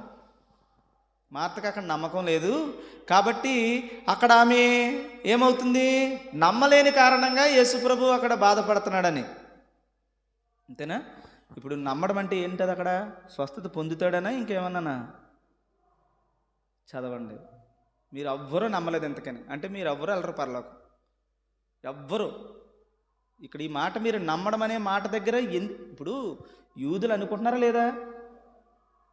అంతకుముందు మీరన్న మాటే నిజమైతే అనుకుంటున్నారు కదా, ఒక వర్గం అనుకుంటున్నారు ఏమని, ఎంత ప్రేమించాడు అనేది ఒక బ్యాచ్, ఇంకో బ్యాచ్ అనుకున్నారు. గుడ్డని చెప్పాడు, ఇది చెప్పాడు, ఇది మాత్రం చేయలేడా, చేసేస్తాడు అనుకుంటున్నారు. వాళ్ళు చేయలేదని అనుకోవట్లేదు, చేస్తాడు, అది చేసాడు, ఇది చేయలేడా అనుకుంటున్నారు వాళ్ళు. అంటే చేస్తాడని నమ్ముతున్నారు వాళ్ళు కూడా. ఇంతకీ ఆ నమ్మకం కాదు, ఇంతకీ ఏ నమ్మకమో చూడండి. ఇది కొంచెం సౌండ్ తగ్గించు తమ్ముడు, చదువు. అందుకు యేసు నీవు నమ్మిన ఎడల, అంటే నువ్వు నమ్మిన ఎడల, అదేంటి నువ్వు నమ్మిన ఎడల అని మళ్ళీ దేవుని మహిమ అంటున్నాడేంటి? జాగ్రత్తగా మీరు అర్థం చేసుకుంటే పాయింట్ అర్థమవుద్ది. చదువు, చదువమ్మా. అక్కడ ఇంకా ఉంది, ఇంకా విషయం అంటే మీకు ఆల్రెడీ అర్థమైపోతే ఓకే, ఇంకా అర్థం అవ్వలేకపోతే ఇంకా చదవండి. దేవుని మహిమను చూదు. ఇప్పుడు నా మహిమ దేవుని మహిమ అంటే అక్కడ ఎవరిని ఎందుకు ఎడుతున్నాడు? ఇప్పుడు చదవండి, ఇంకా చదవండి. మీకు అక్కడ చెప్పేయచ్చు, అక్కడ మీకు అర్థమైపోయింది. అక్కడ విషయం మీకు చెప్పేయచ్చు నేను, కానీ చెప్పట్లేదు. ఇంకా మీరు ముందుకెళ్ళండి విషయం అర్థం అవడం కోసం. నీతో చెప్పలేదా నేను? ఎవరితో? లాజరుకు చెప్పాడు, మరీకి చెప్పాడు, మార్తకు చెప్పాడు, విశ్వాసం అంటే ఏంటో చెప్పాడు, నమ్మడం అంటే ఏంటో చెప్పాడు. ఈ బోధ అంతా వాళ్ళకి చేశాడు. అయినా అక్కడ ఉన్న వాళ్ళందరికీ చెప్పిందా? ఎవడు చెప్పినా ఎవడ తీరు ఆడిది, ఎవడ దారి ఆడిది, ఎవడ నమ్మకం ఆడిది, ఎవడ విశ్వాసం ఆడిది, ఎవడ ఇష్టం వచ్చిన బ్రతికి ఆడిది. ఒక్కడ కూడా మొన్నే కదరా 3 రోజులు చెప్పాను, నిన్నే కదరా ఎంత చెప్పాను, నిన్నే కదరా స్వస్థత చేతి మాటలు చెప్పాను అనుకున్నా. ఎవడ దగ్గర కూడా చెప్పిన మాట ప్రకారం విశ్వాసం లేదు వాళ్ళ దగ్గర. ఏమా చదవండి. తీసేశారు.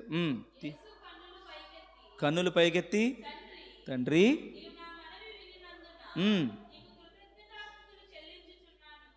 ఇంకో మాట ఉంటుంది.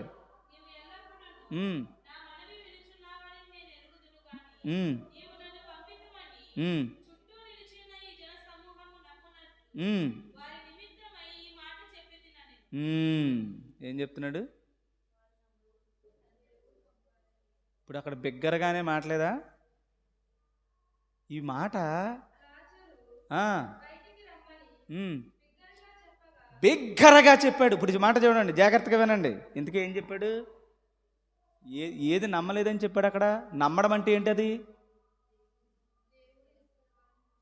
యేసు ప్రభు స్వస్థపరిచాడు కదా, అనేక మందిని స్వస్థపరిచాడు కదా. మీరేమి నమ్ముతున్నారు? అక్కడ ఉన్న వాళ్ళు అందరూ ఎవరు నమ్ముతున్నారు? యేసు ప్రభువే చేయగలడని ఒకరు, యేసు ప్రభు ఎంత ప్రేమిస్తున్నాడని ఒకరు.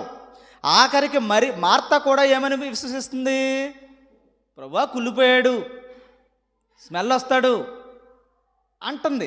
అక్కడ కూడా ఎవరిని నమ్ముతుంది? తన కూడా యేసు ప్రభువునే నమ్ముతున్నారు. వచ్చినటువంటి ఏ గుంపు కూడా అందరూ యేసు ప్రభువునే నమ్ముతున్నారు, కానీ యేసు ప్రభు ద్వారా తండ్రి అయినటువంటి దేవుని మహింపరచట్లేదు అవడమే. అందుకే అక్కడ ఏమని చెప్తున్నాడంటే, నన్ను పంపిన నా తండ్రి నేను ప్రార్థన చేస్తే ఎలాంటి అద్భుతమైనా సరే చేయగలడని మీరు నమ్ముటా లేదా? నా తండ్రి దానికి సమర్థుడని. ఇంతకీ ఈయన చేస్తున్నాడని నమ్ముతున్నారా, యెహోవా చేస్తున్నాడని నమ్ముతున్నారా వాళ్ళు? అది ఈ రోజున లోకమంతా అదే నమ్ముతుంది. మూలుగుతున్నాడు యేసుప్రభు, ఏడుస్తున్నాడు యేసుప్రభు. వీరి విశ్వాసమును బట్టి ఏడుస్తున్నాడు అంతే. ఏ తరం కూడా, ఏ గుంపు, ఆఖరికి నా ప్రాణ స్నేహితులైన కుటుంబం కూడా నువ్వేదో చేద్దామని చూస్తున్నారు తప్ప తండ్రి దేనినైనను చేయగలడనే, దేవుని మహిమపరుస్తాడనే విషయమే లేదు వీళ్ళకి. అందుకని బిగ్గరగా చెప్తున్నాడే, నోట్లో చేయలేడా? నోట్లో అనుకోవచ్చు కదా, నోట్లో ఇలా అనుకుంటే చేయలే దేవుడు. అందరూ వినాలని నన్ను పంపిన, ఎవరెంతకు చెప్తున్నాడు చూడండి. నేను వచ్చానంటలా, నీవు నన్ను, నీవంటే అక్కడ ఎవరక్కడ? తండ్రి అయినటువంటి దేవా, పరిశుద్ధుడా, పరలోకమందున్న తండ్రి, అదృశ్య దేవుడా, నీవు నన్ను అభిషేకించావని, నీవు నన్ను పంపావని, నీ నామమునకు మహిమ తేవడం నా వల్లే అవుతుందని. అంటే నేను చేస్తే నీ నామానికి మహిమ రావాలి. ఇప్పుడు ఆయన స్వస్థత చేస్తే ఎవరికి చెందాలంట మహిమ? తండ్రికి చెందాలట. ఇప్పుడు సృష్టికర్త అనగానే మీరేం చెప్పారు? సృష్టికర్త యేసు ప్రభు అని చెప్పారు అనుకోండి, అప్పుడు తండ్రిని మహిమపరిచినట్ట మీరు. యేసు ప్రభు ద్వారా తండ్రి అయిన దేవుడు ఈ సృష్టిని చేశాడని చెప్పాలి. ముందు చెప్పారు మీరు, వెరీ గుడ్, సంతోషం. కానీ అలా లేదు, బయట తండ్రిని మహిమపరచడం అనేది లేదు. ఆ పైన ఉన్న వాక్యం చూడండి, అద్వితీయ సత్య దేవుడు అయిన నిన్నును తండ్రి అయిన దేవుడిని నీవు పంపిన కుమారుడైన యేసు ప్రభువును ఎరుగుటయే నిత్యజీవం. అందుకని స్వస్థత ఎవరు పొందినా, స్వస్థత ఎవరికి వచ్చినా ఎవరిని మహిమపరచాలి? అక్కడ చేసిన పాస్టర్ గారు కానీ, చేసినటువంటి మనుషులు కానీ, ఇక్కడ ఉన్నటువంటి సంఘం కానీ ఎవరిని మహిమపరచాలి? ప్రభువా, నీ కుమారుని ద్వారా నాకు స్వస్థత ఇచ్చావయ్యా అదృశ్య దేవుడా అని తండ్రికి చెందాలి మహిమ. గుర్తుపెట్టుకోండి. అలా చెప్తున్నారు ఎక్కడైనా? యేసు ప్రభు నిన్ను స్వస్థపరిచాడు, యేసు ప్రభువుకు చప్పట్లు కొట్ట, యేసు ప్రభు నామం అంటున్నారు తప్ప ఒక్కడైనా యేసు ప్రభు ద్వారా, యేసు ప్రభు చేశాడు అన్నది నిజం, యేసు ప్రభు రక్షకుడు అన్నది నిజం, యేసు ప్రభు సమస్తమును చేశాడు అన్నది నిజం. ఆయన లేకపోతే ఏది లేదు అసలు ఎక్కడనే. ఎవడైనా యేసు ప్రభు దగ్గర వంగాల్సిందే, యేసు ప్రభుకి దండం పెట్టాల్సిందే. కానీ ఎలా? ఆయనను సర్వాధికారి అయిన దేవుడుగా, స్వస్థపరిచే మహాశక్తిగా చేసింది ఎవరట? తండ్రి అయినటువంటి దేవుడు. అది వాళ్ళకి తెలియలేదని ఏడుస్తున్నాడట. అక్కడ మరియకు తెలియలేదు, మార్తకు తెలియలేదు, అక్కడ ఉన్నటువంటి యోధా జాతికి తెలియలేదు. చివరికి అంటున్నాడు, తండ్రి అని నీవు నన్ను పంపించావని. చదవమ్మా మాట. ఎవరు నమ్మినట్టు? ఏమని నమ్మరు? ఏమని నమ్మినట్లు? నేను స్వస్థపరుస్తానని ఆల్రెడీ నమ్మేస్తున్నారు వాళ్ళు. వాళ్ళ నమ్మకం ఎక్కడ దాకా ఉంది? యేసు ప్రభు దగ్గర దాకా ఉంది. యేసు ప్రభుని వచ్చారు కాబట్టి యేసు ప్రభు వస్తుంటే జనం తండోపతండాలుగా వచ్చేవారండి. యేసు ప్రభుని 3 రోజులు అన్నం పెట్టకుండా వాక్యం చెప్తే ఉన్నారు వాళ్ళు. ఏమా ఎందుకని? యేసు ప్రభు అంటే అంత భక్తి, యేసు ప్రభు అంటే అంత భయం, యేసు ప్రభు స్వస్థపరుస్తాడని మహా భయం. ఏమా యేసు ప్రభు దగ్గర అద్భుతం జరుగుతుందని, సూచక్రియలు జరుగుతున్నాయని అందరికీ తెలుసు. ఎక్కడికి వెళ్ళినా వచ్చేవారు. మళ్ళీ స్వస్థపరిచి ఈయన వాడు, నేను స్వస్థపరిచాను ఎవరికి చెప్పకు సుమి. ఈ మాట ఉంది, సుమి నేను స్వస్థపరిచాను ఆవిడకే చెప్పకు. మళ్ళీ నా చుట్టూ వస్తారు వాళ్ళు. స్వస్థపరిచాడంటే ఒకడు గుడ్డోడు కనిపెట్టాడమ్మా. ఒకడు ఏమన్నాడు తెలుసా? దావీదు కుమారుడా అన్నాడు. తండ్రిని మహిమపరిచాడు. వెంటనే అని తీసుకురమ్మన్నాడు యేసుప్రభు. ఏమో నా మాట వినండి. అందుకని స్వస్థత ఎక్కడ జరిగినా, స్వస్థత కార్యం ఎక్కడ జరిగినా, ఒక అద్భుతం జరిగినా, ఒక మేలు జరిగినా మహిమ ఎవరికి? యేసు ప్రభు ద్వారా తండ్రి అయినటువంటి దేవునికే మహిమ చెల్లాలి. అప్పుడు అన్నాడు అందరితోనే బిగ్గరగా, చదవమ్మా ఆ మాట చదవండి చాలు. ఈ జన సమూహము నమ్మునట్లు వారి నిమిత్తమై నీ మాట, ఈ మాట చెప్తున్నాడట. ఎవరి నిమిత్తమై? ఎవరి నిమిత్తమే చెప్తున్నాడు? కళ్ళు మూసుకుపోయిన ఈ ప్రజలందరి నిమిత్తమై చెప్తున్నాను గట్టిగాని. మామూలుగా అయితే నేను తేవా అంటే చాలు చేసేస్తావు. వీళ్ళందరికీ ఇప్పటికైనా బుద్ధి రావాలని, అందరికీ నమ్మాలని, ఇట్టి విశ్వాసం వీళ్ళకి రావాలని చెప్తున్నాడట. ఏమని? అక్కడ ఏమని చెప్పాడు? నీవు నన్ను తండ్రి నా మనవి వినినందున కృతజ్ఞతాస్తుతులు. ఇంతకీ ఎవరు వింటున్నారు మనవి? ఎవరికి చెప్తున్నాడు యేసుప్రభు? తండ్రి అయినటువంటి దేవునికి కుమారుడైన యేసుప్రభు, ప్రభువా ఇదిగో ఈ బిడ్డను నువ్వు స్వస్థపరచు, ఈ బిడ్డను లేపు అని తండ్రి అయినటువంటి దేవునికి ప్రార్థన చేస్తే ఇమీడియట్గా తండ్రి అయిన దేవుడు లాజరుని అక్కడ బ్రతికించాడు. ఇంతకీ బ్రతికించిన వాళ్ళు ఎవరు? తండ్రి అయిన దేవుడు. ఎవరి ద్వారా? మరి నువ్వు చెప్తే చేస్తాడా? ఇప్పుడు నేను అనుకోండి, ఫర్ ఎగ్జాంపుల్ నేను అనుకుందాం. ఇప్పుడు నేనైతే ఏం చేయాలి? ఇప్పుడు నేనేం చేయాలి మరి? ఇప్పుడు నేను స్వస్థపరచాలి మిమ్మల్ని. ఏ పాస్టర్ అయినా నా ప్లేస్లో ఆలోచించండి. ఇప్పుడు నేను మిమ్మల్ని స్వస్థత చేయాలి. స్వస్థత చేయాలంటే ఇప్పుడు నేనేం చేయాలి?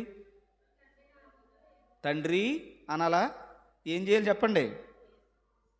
అక్కడ తండ్రి డైరెక్ట్ ఉంది. ఇంకా యేసు ప్రభుకి తండ్రి అనేస్తాడు. నేను తండ్రి అంటే కుదరదు. యేసు ప్రభు నామములో అడుగుతున్నానయ్యా నేను స్వస్థపరచు అనాలి. ఇంతకీ మొదలుగా ఎవరిని అడగాలి? తండ్రినే కదా నేను అడగాలి. తండ్రి అని అడిగి ఎవరిని అడ్డెట్టుకుని అడగాలి? ఆయన వెనకాల దాక్కుని యేసునామములో అడుగుతున్నానయ్యా అనాలి. యేసునామములో అడుగుతున్నానంటే యేసు అనగానే రైట్ అంటాడు ఆయన. యేసుని పక్కకి గంటి ప్రభా చేసేయి అన్నాను అనుకో, అతలు బొరాతలకి అంటాడు. పోనీ తండ్రిని పక్కకి గంటేసి నువ్వు ఏసయ్యా స్వస్థపరిచయ్యా ఏసయ్యా అన్నావు అనుకో, పోతలకి అంటాడు అంతే. అయినా స్వస్థత జరుగుతుంది. ఎందుకని? తండ్రి లేకుండా చేసినా స్వస్థత జరిగేస్తుంది. ఎవరు ఇప్పుడు ఇంతకని? యాంటీ క్రైస్ట్ అన్నమాట. గుర్తుపెట్టుకోండి. తండ్రిని కాదని ఏ స్వస్థత జరిగినా అది నిజంగా వాక్య ప్రకారంగా జరిగిన స్వస్థత కాదు. ఇటు తండ్రిని వీళ్ళు ఎరగట్లేదని మూలుగేస్తున్న యేసు ప్రభు వచ్చి తండ్రిని పక్కకి గెడితే స్వస్థత ఇస్తాడా నీకు? నాట్ ఎట్ ఆల్, నెవర్ జరగని పనిది. అయినా ఇంకొకటి జరుగుతుందంటే అది సాతాను యొక్క మాయ. సూచక క్రియలు, మహత్కార్యాలు, అద్భుతాలు సాతాను వెలుగుదూత వేషంలో చేస్తాడని బైబిల్ మనకి చెప్తుంది. ఇంతకీ సృష్టికర్త ఎవరు? ఇప్పుడు అది స్వస్థత ఎవరు చేశారు? మళ్ళీ యేసుక్రీస్తు అన్నట్టున్నాటమ్మా. ఎవరు చేశారంటున్నాను? యెహోవా. ఇంకా తిరిగి లేదు. మరి ఎవరి ద్వారా చేశాడు అంటే యేసుప్రభు వచ్చేయాలి. ఇప్పుడు యేసుప్రభు లేకుండా స్వస్థత జరుగుద్దా? పోనీ అలాగ ఆలోచిద్దాం. అది జరగదు. యేసుప్రభు లేకుండా స్వస్థత లేదు, తండ్రి లేకుండా యేసుప్రభు కూడా లేడు. ఇంతకీ ఎలా చెప్పాలో, ఎంత జ్ఞానములో మనం దేవునిని నమ్మాలో విశ్వసించాలో ఒక్కసారి మీరు ఆలోచన చేయండి. అవునా కాదా? అమ్మా నేనేమైనా వాక్యం అటు ఇటు మారుతున్నానా? ఉన్నదేనా? బిగ్గరగా వాళ్ళందరికీ తెలిసేలాగా వీళ్ళందరూ నమ్ము నిమిత్తమై ఇలా చెప్తున్నాడు ప్రభువా అని. తండ్రికి మహిమ చెందాలి. అందుకని ఇక్కడ ఏది జరిగినా, స్వస్థత వచ్చినా, ఇంకొకటి వచ్చినా ఎవరికి చెప్పాలి? మనం యేసు ప్రభు వారి నామములో తండ్రి అయిన దేవునికి స్తుతులు చెప్పాలి, చెప్పాలి. థ్యాంక్స్ గివింగ్ మనం తండ్రికి చెల్లించాలి. యేసు ప్రభు ద్వారా మాత్రం. నీకు ఏది అవ్వాలన్నా ఎవరు రావాలి మధ్యలోకి? యేసు ప్రభువే రావాలి. యేసు ప్రభు లేకుండా నీ వల్ల ఏది అవ్వదు. తండ్రి నీ మాట వినడు, యేసు ప్రభు మాటే వింటాడు. ఆయన ఆమేనంటే తప్ప నీకు ఏది జరగదు. ఇంతకీ సృష్టికర్త ఎవరు ఇప్పుడు? యెహోవా. స్వస్థ ఎవరు చేస్తున్నారు? 4 మెతుకులు ఎవరు పెడుతున్నారు? 4 మెతుకులు మీరు తింటున్న మెతుకులు ఎవరు పెడుతున్నారు అంటున్నాను. భూమి పండించమన్నారు. పండుతుంది. లేదా నువ్వుగానే ఏమైనా పండిస్తున్నావు స్టవ్ మీద? ఏమన్నా భూమి ఇప్పుడు నువ్వంటే నాటుతావు, మొలకెత్తి చదవరట. భూమి మొలకెత్తి. భూమికి ఎవరు చెప్పారు? యేసుప్రభు చెప్పాడు. యేసుప్రభుకి ఎవరు చెప్పారు? తండ్రి చెప్పాడు. మొదలకి ఇప్పుడు ఎవరు నీకు అన్నం తింటే కారణం? తండ్రి. ఎవరి ద్వారా చేశారు సృష్టి? యేసుప్రభు ద్వారా. కింద నుంచి వెళ్ళినా పైనుంచి వచ్చినా ఏమ్మా తండ్రి లేకపోతే కనీసం ఒక అడుగు వేయడానికి నీకు అవకాశం లేదు. అసలు మొత్తానికి తండ్రే ఉండలేదు సంఘాల్లో. అయినా బతికేస్తున్నాడు, అయినా తిరిగేస్తున్నాడు. మరి ఏంటంట వాళ్ళ పరిస్థితి అంటే కొద్ది కాలం వరకు అలా తిరుగుతారు. చేస్తున్నాడంటే ఇంతమంది నరకానికి పోతారు, ఇంతమంది జీవితాలు సర్వనాశనం అయిపోతాయి. తండ్రి లేకుండా తండ్రికి చెందాల్సిన మహిమను వీళ్ళు నన్ను మాత్రమే చూస్తున్నారు తప్ప నన్ను చూసేవాడు నా తండ్రిని చూడాలన్న ఇంగిత జ్ఞానం వీళ్ళకి లేదు అంటున్నాడు. వీడికి ఎలాగ అర్థమవుతుంది నన్ను చూసేవాడు నా తండ్రిని చూస్తాడంటేనే? ఈయనరా వీడికి ఎలాగ అర్థమవుతుంది చూడండి. ఇప్పుడు నన్ను చూసారమ్మా, మీరు నాన్నగారి దగ్గర నుంచి మీరు ఉన్నారు, మీరు నన్ను చూసి ఇప్పుడు నేను ఇక్కడికి వచ్చానంటే నా బేస్ నేను ఎక్కడున్న దానికి కారణం ఎవరు అనుకుంటున్నారు? మీరు నా అంతటి నేను వచ్చాను అనుకుంటున్నారా? మీరు మా నాన్నగారి వాళ్ళు ఇక్కడికి వచ్చాను అనుకుంటున్నారా? మామూలుగా చెప్పండి. నేను వచ్చానా? ఆయన వేసిన దాని మీదకే నేను నిలబడి చెప్తున్నాను. అందుకని ఆ చైర్లో కూర్చోవడానికి కూడా నాకు భయంగానే ఉంటుంది. అభిషేకం ఉంది, ఆయనే అభిషేకించారు, కూర్చోమని అన్నారు. ఆయన కొడుకుగా నాకు కూర్చునే హక్కు ఉంది, కూర్చోవచ్చు. కానీ పక్కన ఎందుకు వేసుకుంటున్నాను కుర్చీ? ఎందుకు కూర్చుంటున్నాను? ఆ గౌరవం అది అలాగే ఉండాలి, ఆ గౌరవం అలాగే ఉండాలి. ఆ తండ్రి స్థానం తండ్రి, ఆయన లేకపోతే ఇదేమీ లేదు నాకు. అర్థమవుతుందా? అందుకని తండ్రిని అగౌరవపరిచి మీరు వచ్చి మా నాన్నగారిని తిడుతున్నారనుకోండి, మీరంటే చాలా గొప్పండి, మీ నాన్నగారు మాత్రం ఇలాగన్నారనుకోండి, ఏ కొడుకు సహించడో నిజాయితీ కలిగిన వాడైతే. యేసుప్రభు ఎలా సహిస్తాడు అనుకుంటున్నావు నువ్వు? యేసుప్రభువా నువ్వు చాలా గొప్పడువయ్యా, నువ్వు మామూలు గొప్పడు కాదయ్యా, మామూలు గొడవడు కాబోయా, నువ్వు చాలా గొప్పడు, చాలా గొప్పడివి, చాలా గొప్పోడివి, నువ్వు చాలా గొప్పోడివి. ఏదో పాట ఉంది కదా, ఏ పాట అది? అదేనా పాట? ఆ పాట పాడమ్మా సరే. మాటలలో చెప్పలేనంత, చూపలేనంత, చాలా చాలా చాలా చాలా చాలా గొప్పోడు, చాలా చాలా చాలా చాలా చాలా చాలా మంచోడే ఏమా, చాలా గొప్పోడే, నిజంగా చాలా గొప్పోడే. ఎవరు చేస్తే గొప్పవాడు? అది లేదనుకో నీకు, అది లేదనుకో నీకు. నిన్ను చూసి ఉమ్మేస్తాడు అంతే యేసుప్రభు. మీరు ఏదో అనుకుంటున్నారు యేసుప్రభు అంటే ప్రభువా ప్రభువా అని చుట్టూ తిరుగుతున్న వాడిని పరలోకమందున్న నా తండ్రి చిత్తం నెరవేరుతుంది, గెట్ అవుట్ అన్నాడు అంతే. ప్రభువా ప్రభువా అని నా చుట్టూ తిరిగితే పరలోక రాజ్యం వెళ్ళవు నువ్వు అన్నాడు యేసుప్రభు. అసలు యేసుప్రభు లేకుండానే నీకు అన్నీ అయిపోతున్నాయి.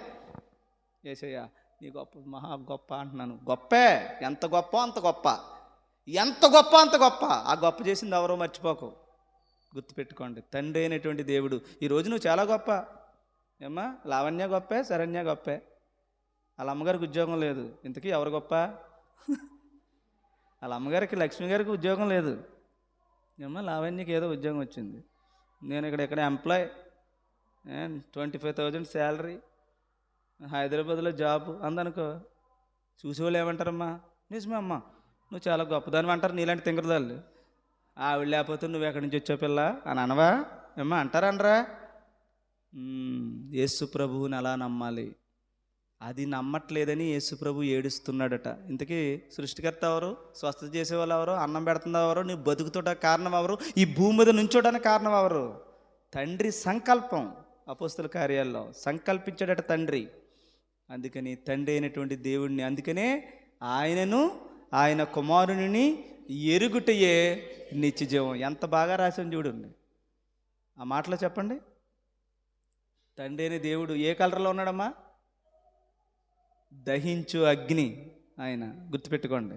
యేసుప్రభు ఏమై ఉన్నాడు? ఈయన సంకల్పిస్తే ఆ సంకల్పములో యేసుప్రభు శిలువ మరణం, రక్తం, ఆయన రక్తం ద్వారానే మనకి ఏమైంది? మోక్షం. యేసుప్రభు శిలువ మరణం లేకపోతే నువ్వు నేను అంతా నాశనం అవుతాం. ఈయనేమో రక్తం. ఈయనెవరు? ఆ చివరెవరు? నిత్యజీవం. అంటే ఎలాగుంటుంది? వైట్, నీతి క్రియలనే తెల్లని వస్త్రం. మొత్తం ఈ విశ్వాసంలో పరలోకం వెళ్తాం, లేకపోతే ఇంకెందులోకి వెళ్దాం. నువ్వు ఎక్కడ ఆగిపోతున్నావు చెప్పు? ఈయన తప్పించేహో ఇక్కడ కూర్చున్నావు, అక్కడికెక్కడికి వెళ్తావు? ఇంకా అక్కడికి వెళ్తావా నువ్వు? అసలు వెళ్తావా? సృష్టి లేనప్పుడు, ఈ సమస్తము లేనప్పుడు కలుగు చేసుకున్న ఈయనను నమ్ముతున్నావు తప్ప కష్టపడి ఇల్లు కట్టించుకున్నావు నువ్వు లేహో. తాపి మేస్త్రికి ఎడుతున్నావు నువ్వు ఏమా? తాపి మేస్త్రికి దన్నం. భలే కట్టారని అనొచ్చు, తప్పులేదు. లోబడవచ్చు, భలే కట్టబోయా, మంచి డిజైన్ అయ్యా అనొచ్చు. కానీ కట్టించుకున్నామంటే రవిని వదిలేత్తేలాగా. అర్థమవుతుందా మీకు? అందుకని ఈక్వల్గా మనం చూడాలి. ఈయన చూస్తే ఆయన గుర్తు రావాలి. అందుకని ఈ స్వస్థత చేస్తున్నందుకు ఒక గుడ్డివాడికి గుర్తొచ్చాడు. దావీదు కుమారుడా, నీ తండ్రి అయినటువంటి దేవుడు ఆజ్ఞాపిస్తే ఈ లోకంలోనికి వచ్చి అందరిని స్వస్థపరచడానికి మమ్మల్ని కళ్ళు తెరిపించడానికి వచ్చావా అని దావీదు కుమారుడా అని పిలిచాడు తప్ప నువ్వే యెహోవా అని ఆయన ఏమీ పిలవలేదు. గుర్తుపెట్టుకోండి. సరే, అలా దేవునికి ఇష్టంగా బ్రతకడంలో, దేవుడు చెప్పినట్టుగా నమ్మడంలోనే మనకి పరలోకం ఉంది. పరలోకం ఉందా లేదు? ఇప్పుడు ఎలా నమ్మాలి యేసుప్రభుని? నన్ను స్వస్థపరిచావా యేసయ్యా, నీకు చాలా వందనాలయ్యా. నన్ను స్వస్థపరచడానికి నీ తండ్రి అయినటువంటి దేవుడు నాకు ప్రసాదించాడా ప్రభువా అని యేసుప్రభు దగ్గర లోబడాలి. ఆనాడు తూర్పు దేశపు జ్ఞానులు యేసుప్రభుకు దండం పెట్టారు. అభిషక్తుడైన నీ తండ్రి అభిషేకించాడయ్యా నిన్ను రాజుగాని. అప్పటికక్కడయ్యాడు రాజు, అప్పుడు ఇంకా చిన్న కుర్రోడు. అభిషేకించింది ఎవరు? తండ్రి అయిన దేవుడు. అందుకని లోబడ్డారు. వచ్చి ఈయనకు లోబడ్డారంటే ఆయన చూసి లోబడ్డారా, ఈయన చూసా? చెప్పినట్టే చేశాడని. అందుకని మనకి లోకాసు వార్త 2వ అధ్యాయంలో సుమయోన్ అనేటువంటి భక్తుడు యేసు ప్రభువుని ఎత్తుకుని తండ్రి ఒక మాట ఇచ్చాడట, ఆ కొడుకు ఈ భూలోకమందుకు వచ్చేంత వరకు నువ్వు చావవని. అప్పుడు సుమయోన్ అనే మహాభక్తుడు చెప్తున్న మాటలు ఎవరిని ఎత్తుకుని ఎవరికి చెప్తున్నాడు? ఎవరిని ఎత్తుకున్నాడు? యేసుప్రభుని ఎత్తుకున్నాడు చేతిలో. యేసుప్రభుని ఎత్తుకుని ఎవరితో మాట్లాడుతున్నాడు? యేసుప్రభుతోనా? నువ్వు మాట్లాడేస్తావులే, గేదెలతోనూ ఆవులతోని, ఇంట్లో ఉన్నటువంటి అందరితోని మాట్లాడేస్తూ ఉంటాను. గోడలతో కూడా మాట్లాడేస్తారు మన వాళ్ళు. యేసుప్రభుని ఎత్తుకుని యేసుప్రభుతో మాట్లాడుతున్నాడు. అప్పుడు చిన్న కుర్రోడు మాట్లాడేస్తాడా? యేసుప్రభుని ఎత్తుకుని అంటున్నాడు, నాదా ఇప్పుడు నీ మాట చెప్పిన నేను సమాధానంతో, ఇప్పుడు వచ్చింది యేసుప్రభు పుడితే కానీ నాకు రక్షణ లేదు, ఇప్పుడు పుట్టాడు వెలుగు, నువ్వు మాట చెప్పినా, నువ్వు ఇచ్చిన మాట చెప్పినా ఇప్పుడు నేను సమాధానంతో పరలోకానికి వచ్చేస్తున్నాను అన్నాడు. అందుకని యేసు ప్రభువులోంచి తండ్రిని చూశాడు. అర్థమవుతుందా? మనకు చూడటమే రావట్లేదు, యేసుప్రభు దగ్గరే ఆగిపోతున్నాం మనం. ఏదైనా యేసుప్రభు దగ్గర ఆగిపోతుంది. తండ్రిని ఎప్పుడైతే నువ్వు చేయలేకపోయావో నీ విశ్వాసం అంతా, నీ నమ్మకం అంతా కూడా రాంగ్ అయిపోతుంది. అందుకని నిత్యత్వం అనే వరాన్ని నువ్వు కోల్పోతున్నావు. ప్రభువా నీ నామం పేరట అద్భుతాలు చేయలేదా? నీ నామం పేరట స్వస్థతలు చేయలేదా? నీ నామం పేరట ఇది చేయలేదంటే అక్రమము చేయవారులారా నా యొద్ద నుంచి గెట్ అవుట్ అన్నాడు. అంతే. మీరెవరో నేను ఎరగను అన్నాడు. తండ్రిని ఎరగకపోతే ఆయన ఎరుగుతాడు అనుకుంటున్నారా? ఏది దక్కాలన్నా యేసు ప్రభు ఇవ్వాలి మీకు. యేసు ప్రభు ద్వారానే పొందుకోవాలి. కానీ ఆయన ఒకటే పని, తండ్రిని ఎరిగాడా? నేను ఇస్తున్న రూపాయి నేను ఇస్తున్నాను నమ్ముతున్నాడు వీడు, నా తండ్రి నాకు ఇస్తే నీకు ఇస్తున్నానని నమ్ముతున్నాడు అని చూసుకుంటున్నాడు యేసు ప్రభు. అందుకని యేసు నామములో తండ్రిని అడగాలంతే. యేసు నామములో తండ్రిని అడగాలి. మనకు ప్రార్థనలోనే యేసయ్యా అని మొదలెట్టేస్తున్నాం. ఇంక నీకు మొత్తం పోయిందనమాట, నీ ప్రార్థనే రాంగ్ అయిపోతుంది. ఒకవేళ అడుగు, యేసయ్యాని ప్రార్థన చేయి, తప్పులేదు. ఎలా చేయాలి అప్పుడు? నువ్వు నిన్నే కదయ్యా మా మధ్యలో పెట్టాడు, సమస్తము ఇచ్చేది నువ్వే కదా, అలా నువ్వు తండ్రి అయినటువంటి దేవుడు నీకు ఇచ్చాడని యేసయ్యని అడుగు. ఆయన చూసుకుంటాడు. తండ్రి నీకు తెలుసో లేదో అప్పుడు ఇచ్చేస్తాడు. యేసయ్యాని ప్రార్థన చేసినా వింటాడు. ఎప్పుడు?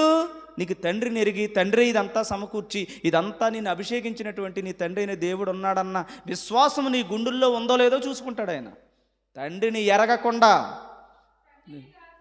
తండ్రిని గాక ఎవడును అస్సలు ఎరగడం. ఇప్పుడు యేసుప్రభు నీకు ఎలాగ ఎరిగాడు? తండ్రిని తెలియకుండా, అడ్రస్ లేకుండా నీకు యేసుప్రభు ఎలాగ వచ్చాడు? మా నాన్న లేకుండా నన్ను ఎలాగ ఎగురుతావు నువ్వు? సమస్య లేదు, అసలు అవకాశమే లేదు. కాబట్టి ఈరోజు సృష్టిని మనం నేర్చుకోవడంలో అద్భుతమైనటువంటి దేవుని యొక్క జ్ఞానం ఇలా ఉంటుందన్నమాట. సృష్టి దగ్గర నేర్చుకున్నాం, ఇంక దేని దగ్గర అయినా ఇదే విషయం, ఇదే ఆర్డరు. ఎక్కడైనా సరే ఇదే ఆర్డరు. ఒక్కట్లో చెప్పు, తండ్రి అయిన యెహోవా. ఎలా జరిగింది? యేసు ప్రభు ద్వారా. అర్థమవుతుందా మీకు? అలాగే మీరు చూడాలి.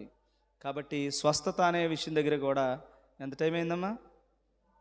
టైం ఎంత అయింది తమ్ముడు? ఎంత చెప్పాను? ఆ టైం తెలుసులే, నేను ఎంతసేపు చెప్పాను అంటున్నాను. అంటే ఏం లేదు, అంటే ఇంకొక పాయింట్ యాడ్ చేద్దామని, లేదంటే ముగించేస్తాను. 1:14 నిమిషాలు అయిపోయింది. సరే, కాబట్టి ఈ విషయాన్ని గుర్తుపెట్టుకోండి. స్వస్థత కావాల్సిన వాళ్ళకి తప్పకుండా దేవుడు స్వస్థత ఇస్తాడు. ఎలాగా? యేసు ప్రభువు నామములో మీరు దేవునిని అడగాలి. స్వస్థత కావాలా, మనకి రక్షణ కావాలా? రక్షణను అడగండి, స్వస్థత ఆటోమేటిక్గా అందులోనే ఉంటుంది. కాబట్టి స్వస్థత రావడానికి, నీకు వ్యాధి రావడానికి నాలుగు రీజన్స్ అట. ఆ 4 రీజన్స్ ఏంటనేది మాత్రం మీరు బాగా గుర్తుపెట్టుకోండి. ఆ పాయింట్ మాత్రం చెప్పి నేను ముగించేస్తున్నాను. అంటే స్వస్థత గురించి ఎలా వచ్చింది కాబట్టి ఆ పాయింట్ చెప్తున్నాను. పాయింట్ నెంబర్ 1 గర్వం. పాయింట్ నెంబర్ 2 నువ్వు ఎన్నెన్నో తలి చేసుకుంటున్నావు, ఎన్నో కార్యాలు ఉంటున్నాయి నీ మనసులో. దేవుడు చెప్పిన పని కాకుండా బోల్డ్ పనులు ఉంటున్నాయి నీకు చక్క పెట్టుకోవాల్సినవి. వాటి వల్ల 3వది ఏంటంటే గోతిలోకి పోతావట. అందుకని తర్వాత కత్తి చేత నశింపకుండా. ఈ 4 పాయింట్ల వలన ఒకడికి రోగం వస్తుంది బైబిల్ ప్రకారం. ఎవరికిది 4 కారణాల వల్ల వస్తుంది. ఆ 4 కారణాలు ఎవరికంటున్నాను? అందరికైనా లేకపోతే కొందరికైనా? ఈ లక్షణాలు ఎవరెవరికి ఉన్నాయి? మళ్ళీ చెప్పనా అరగంట? పాయింట్ అంటే స్వస్థత గురించి వచ్చింది. ఈరోజు మీకు యేసు ప్రభు గురించి చెప్పాను. అదే తండ్రిని ఎరగలేరే అనేది చెప్పాను. ఆ పాయింట్ మీకు చాలా కీనోట్. అది ఇంకెప్పుడు గుర్తుపెట్టుకోండి. మిమ్మల్ని దేవుడిని ఎలాగ అడగాలో చెప్తున్నాను. అడిగే ముందు మళ్ళీ జ్ఞానం లేదనుకో, ఏ పెడతాడు అడిగేస్తా, మళ్ళీ ఈ నామంలోనే అడిగేస్తావు అన్నీ. అందుకని నేను మళ్ళీ చెప్పాల్సి వస్తుంది. నా భయం నాది. ఇది చెప్పలేదు అనుకోండి, మొదలెడతావు. ఇప్పుడు ఏమని? ప్రభువా, యేసయ్యా, ఇడ్లీ పప్పు ఉడకలేదు నాయన అని ఏయో ఈ భౌతిక సంబంధమైన విషయాలు వచ్చేస్తాయి. తండ్రి నామములో, యేసు ప్రభు నామంలో అడుగుతున్నామయ్యా తండ్రి, నాకు అది చెయ్యి ప్రభు అంటావు. ఏది అడగకూడదో తెలియాలని మళ్ళీ చెప్పాల్సి వస్తుంది. పాయింట్ స్వస్థత అనేదే పాయింట్. అయితే ఎందుకు వస్తుంది? 4 పాయింట్లట. మీకు ఎవరికన్నా బాగోకపోతే 4 కారణాల వల్ల నాకు వచ్చిందని తెలుసుకోండి. ఏంటో 4ని? గర్వం. 2 నువ్వు తలుచుకున్న కార్యాలు, బోల్డని పనులు. నువ్వు హైదరాబాద్ వెళ్ళాలి రేపు ఆదివారం. తర్వాత అక్కడికి వెళ్ళాక వాళ్ళు ఏదో ప్రాజెక్ట్ వర్క్ అదేదో చెయ్యాలి. నీ పనులు నీకు ఉన్నాయి. తర్వాత సరిగ్గా ఎప్పుడు సెలవుతారో అప్పుడు ఇంటికి రావాలి. ఇంటికి రాగానే వాళ్ళ అమ్మగారు ఏదో వండాలి. నీ తలచిన కార్యాలు ఉన్నాయి. మరి దేవుని పని ఎవరు చేస్తారు? దేవుని పని అంటూ ఉంది కదా. దేవుడి పని అంటే ఇక్కడ దేవుని సంఘంలో చేసే పని కాదు. నీకు దేవుడు ఇచ్చినటువంటి కార్యాలు పూర్తి చేయడం అనే పని. ఇప్పుడు నీ పని ఎంతసేపు సుఖంగా సాగిపోతుంది. అలాగే సుప్రియ కానీ హారిక కానీ స్కూల్కి పోతారు. సాయంత్రం రాగానే హోంవర్క్, తర్వాత ఏమో టీవీ సీరియల్ వాళ్ళ అమ్మతో పాటు అంతే. తర్వాత తెల్లారిపోయింది, మళ్ళీ బ్యాగ్ సర్దేతో బాక్స్ పెట్టుకుని మళ్ళీ పోతుంది. ఇంకా దేవుని కార్యాలు ఇందులో అంటున్నాను. ఇప్పుడు తలచినటువంటి కార్యాలు నువ్వు మానుకొన చేయాలంటే ఏం చేయాలి? నీకు ఎందుకని మంచి తీసేయండి. యోబు గ్రంథం 33వ అధ్యాయం 16వ వచనం. అందులో 4 పాయింట్లు అండర్లైన్ చేసుకోండి.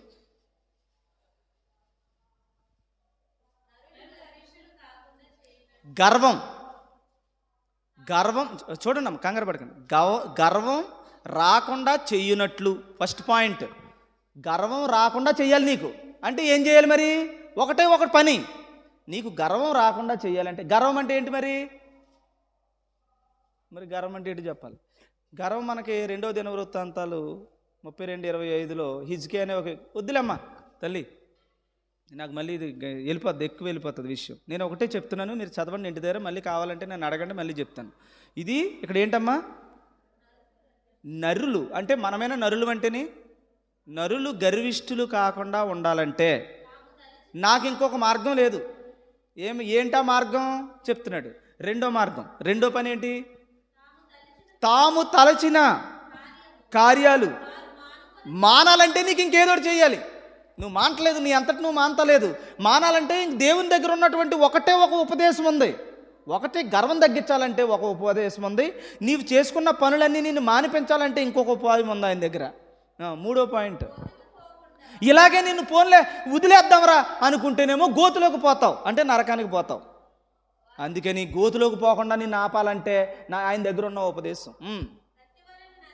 కత్తి వలన నశింపకుండా అంటే సాతాను ఏవైతే, అంటే సాతాను అంటే ఏంటి? కత్తి అంటే ఏంటి? ఇప్పుడు సాతాను అంటే ఫర్ ఎగ్జాంపుల్ మీరు ఇలా బయటికి వెళ్ళారు. బయటికి వెళ్ళగానే రారా అక్కడ సరదాగా రికార్డింగ్ అని జరుగుతుంది చూసొద్దాం అన్నాడు. నువ్వు వెళ్ళాలని లేదు, కానీ వాడు అడిగాడని పోయావు. పోతే సాతాను కత్తి చేత నశించావు. నువ్వు రోజు రోజుకి దుర్మార్గుడు అయిపోతున్నావు, రోజు రోజుకి సర్వనాశనం తెచ్చుకుంటున్నావు అనమాట. అలా కత్తి చేత, సాతాను వేసే కత్తి చేత నువ్వు నాశనం అవ్వకుండా ఉండాలంటే నాకున్న మార్గం ఒకటే. ఇది మొత్తం ఎన్ని పాయింట్లు? 4. ఏంటి చెప్పండి? గర్వం పోవాలంటే దేవుడికి చేసిన పని, నీవు తలుచుకున్న పనులన్నీ కూడా నువ్వు మానుకోవాలంటే చేసే పని. తర్వాత గోతికి పోకుండా నిన్ను కాపాడతాం. సాతాను ఎట్టే కత్తి ద్వారా నిన్ను నరికెత్తే చచ్చిపోకుండా ఉండడానికి 4 పాయింట్లు నీకు తగ్గాలంటే ఒక్కటి సింగిల్ ఎజెండా ఆయనకి. అదేంటో చదవమ్మా. ఇప్పుడు చెవులు తెరుచుకుని ఇవన్నీ వినాలంటే, ఇవన్నీ పోవాలంటే ఏంటంట? ఒక ఉపదేశాన్ని సిద్ధం చేయడంట. ఉపదేశం అంటే మరి ప్రసంగం అనుకుంటున్నారేమో, ముందు ప్రసంగమే. ఏంటో చూడమ్మా అది. అది ఇప్పుడు వ్యాధి అందుకు వస్తుందట. ఎందుకు వస్తుంది వ్యాధి?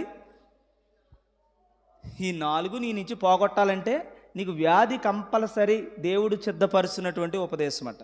ఈ 4 పోతే అప్పుడు నువ్వు పరలోకానికి వెళ్తావట. ఇది ఎవరికి? అందరికైనా కొందరికా? అమ్మా, అందరికా కొందరికా? చేస్తున్నారు పాపం, భక్తిగా కొంచెం ఉంటున్నారు, కొంచెం ఉండలేదు. ఎందుకని? హిజ్కియా భక్తుడే, చాలా మంచోడు, మందిరపు తలుపులు తెరిపించాడు, అన్నీ చేశాడు, మంచి కార్యాలు అన్నీ చేశాడు. కానీ చేయకుండా పని ఒకటి చేశాడు, గర్వం వచ్చేసింది. అందువల్ల ఏమయ్యాడు? కుష్ఠరోగాన్ని తెచ్చుకున్నాడు. వీడు గర్వం పోగొట్టాలంటే రోగం పెట్టాలొద్దా? పెట్టాడు. పెట్టగానే బుద్ధి వచ్చింది లేదా? గోడ వైపు తిరిగాడు. తిరిగి ఏడ్చాడు లేదా? ఏడ్చాడు, తీసేశాడు మళ్ళీని. అర్థమవుతుందా? రోగమే మార్చింది. అదే రోగం పెట్టకపోతే ఇంక ఎన్ని పనులు చేద్దుడో గర్వం వల్ల. అర్థమవుతుందా? అందుకని ఎవరికి రోగం వచ్చినా మంచారు చెడ్డ ఒకసారి చెప్పండి నాకు. మంచికేనా? వాళ్ళ నాన్న స్కూల్ మానేహాడని కొట్టాడు. ఏమ్మా, కొడితే మంచే చెడ్డ? మరి పక్కింటి ఆవిడ అంటుంది, యారా గుడ్డును బాదినట్టు బాధేస్తున్నావు వాడిని, బుద్ధి ఉందో లేదురా నీకు, చిన్న కూరని పడతావా, రా నాన్న అని చంకెక్కించుకుని వెళ్ళి అన్నం పెడుతుందని గడికి. ఇప్పుడు ఈవిడ మంచిదా? ఆయన మంచిదా? అన్నాళ్ళు పెంచి పోషించి అన్ని ఈ రోజున ఈ స్థితికి తీసుకొచ్చి అన్నం పెడతా. నిజంగా ఆడి మీద ప్రేమ లేనోడైతే ఇవన్నీ ఎవడ పెడతాడో? చిన్నప్పుడు ఇవన్నీ చాకరీ చేయలేడికి అవన్నీ చేసి ఆడు స్కూల్కి వెళ్తాలేదో దెబ్బ కొడితే ఒక ఆవిడ వచ్చి ఏం చేసింది? బుద్ధి ఉందో లేదో చికెన్ కర్రీ మటన్ కర్రీ పెట్టిందని గాడికి. ఇప్పుడు ఇంతకీ ఎవరు మంచోళ్ళు? ఈడేమనుకుంటాడు మొక్క తిన్నవాడు? ఏమో నన్ను ఇరక్కోటి అతను పట్టుకుని, అమ్మ నేను ఎప్పుడు వెళ్ళను, నీ దగ్గరే ఉంటాను. ఇంకా మా వాడు ఉన్నాడు ఇంకో, ఇక్కడ ఏమన్నా దెబ్బ తగలగానే పైకి పోతాడు వాళ్ళ దగ్గరికి. వాళ్ళు పిల్లలు అంటారనమాట. అంతే. ఇప్పుడు ఏమైంది? ఇప్పుడు ఎవరు మంచోళ్ళు అడిగి? ఎవరు మంచోళ్ళు? ఇప్పుడు కూర్చున్నాడు, కాలేపొద్దు అన్నాను, ఇంకెందుకురా బాబు ఇంటి దగ్గర ఉండి చంపేలా ఉన్నాడు అని అలా పోటాడు. అర్థమవుతుందా? ఇప్పుడు బాధగా ఉంటుందా? అక్కడ ఎందుకు నువ్వు ఇక్కడికి వచ్చి కూర్చోన్నాను, కూర్చోబెట్టాను, కాలు ఊపాడు. మళ్ళీ లోపల ఆ కాలు ఊపొద్దురా అన్నాను. ఇంకా నన్ను ఎందుకు వచ్చిన కూడా మా డాడీ దగ్గర ఉంటే నాకు ఎలాగ మనసంద ఉండదని ఆడు టెక్నికల్ టైప్కి వెళ్ళిపోయాడు.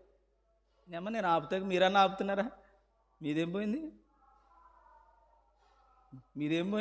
పోయలే బాబు, 2 ఆడుకొని అన్ని ఎందుకు అలా పెద్ద పెడతామని మీరు అనుకుంటున్నారు.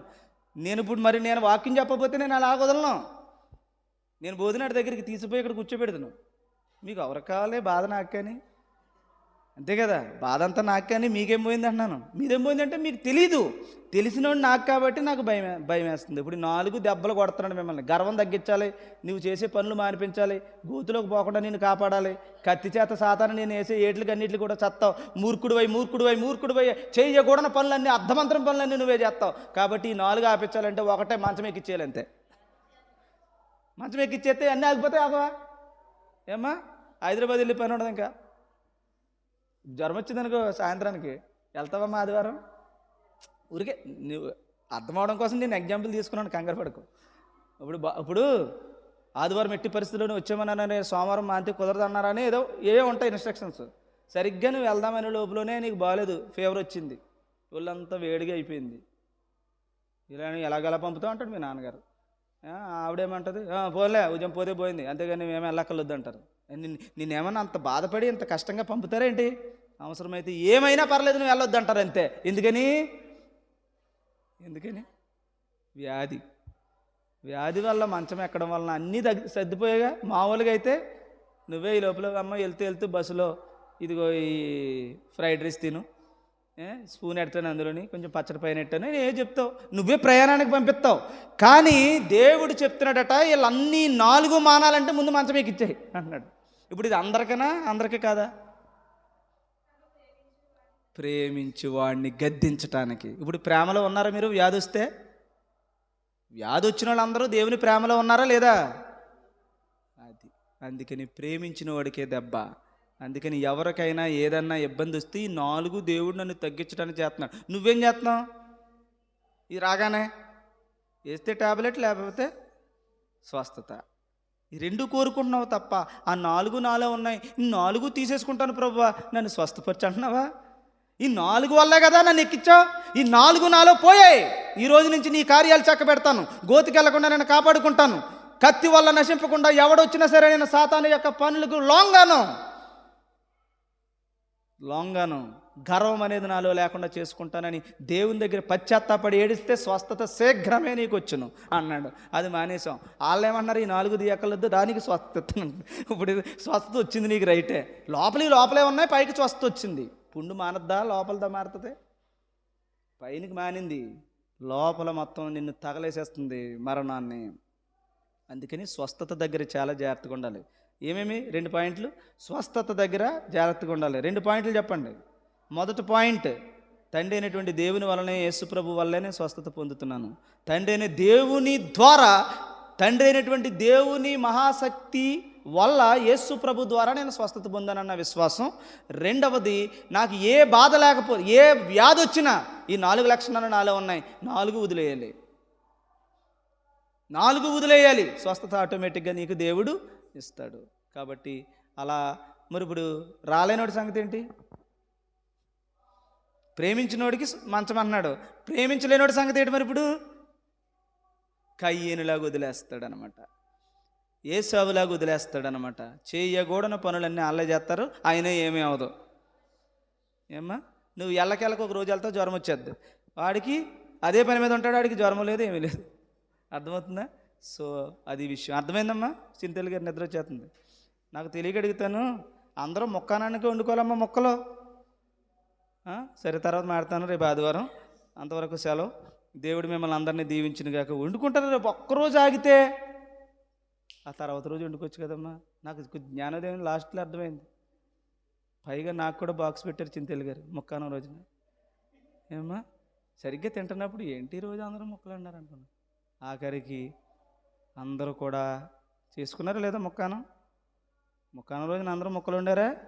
వండని కుటుంబం ఏదైనా ఉందా? రేపు ఎవరైతే వండలేదో వాళ్ళకి సన్మానం చేయాలమ్మా. వండుకున్న నన్ను ఎంతో ప్రేమించారు, పెట్టారు, పాపం కంగారు పడి ఉండారు. కానీ తర్వాత వెళ్ళాక అర్థమైంది, ఈరోజు మొక్కానం వండారు. మొక్కానానికి మేకను కూడా కోసుకున్నారని తెలిసింది ఊర్లో వాళ్ళందరూ వాటాల. ఆ రోజేనా? ఈరోజు ఇదంతా అయిపోయిన తర్వాత 22వ తారీఖునో 23వ తారీఖునో మేకను కోసుకుంటే నాకు కూడా ఒక వాట అవుతుంది, నేను పెడుతుంది కదా. ఏమ్మా, కోసుకోవద్దంటలేదు, తినొద్దంటలేదు, ఆ రోజే కొయ్యాలా? దరిద్రం కాకపోతే మన జీవితాలను తగలేసుకోవడానికి కాకపోతే ఆడు తింటాడు అక్కడ మొక్క, నువ్వు తింటావా? ఇంకా అలాగ దేవుడిని జ్ఞానం లేక, విశ్వాసం లేక ఏం చేస్తున్నారంటే, తింటే తప్పేమందరం, తింటే తప్పులేదు, అప్పుడు తింటమే తప్పు.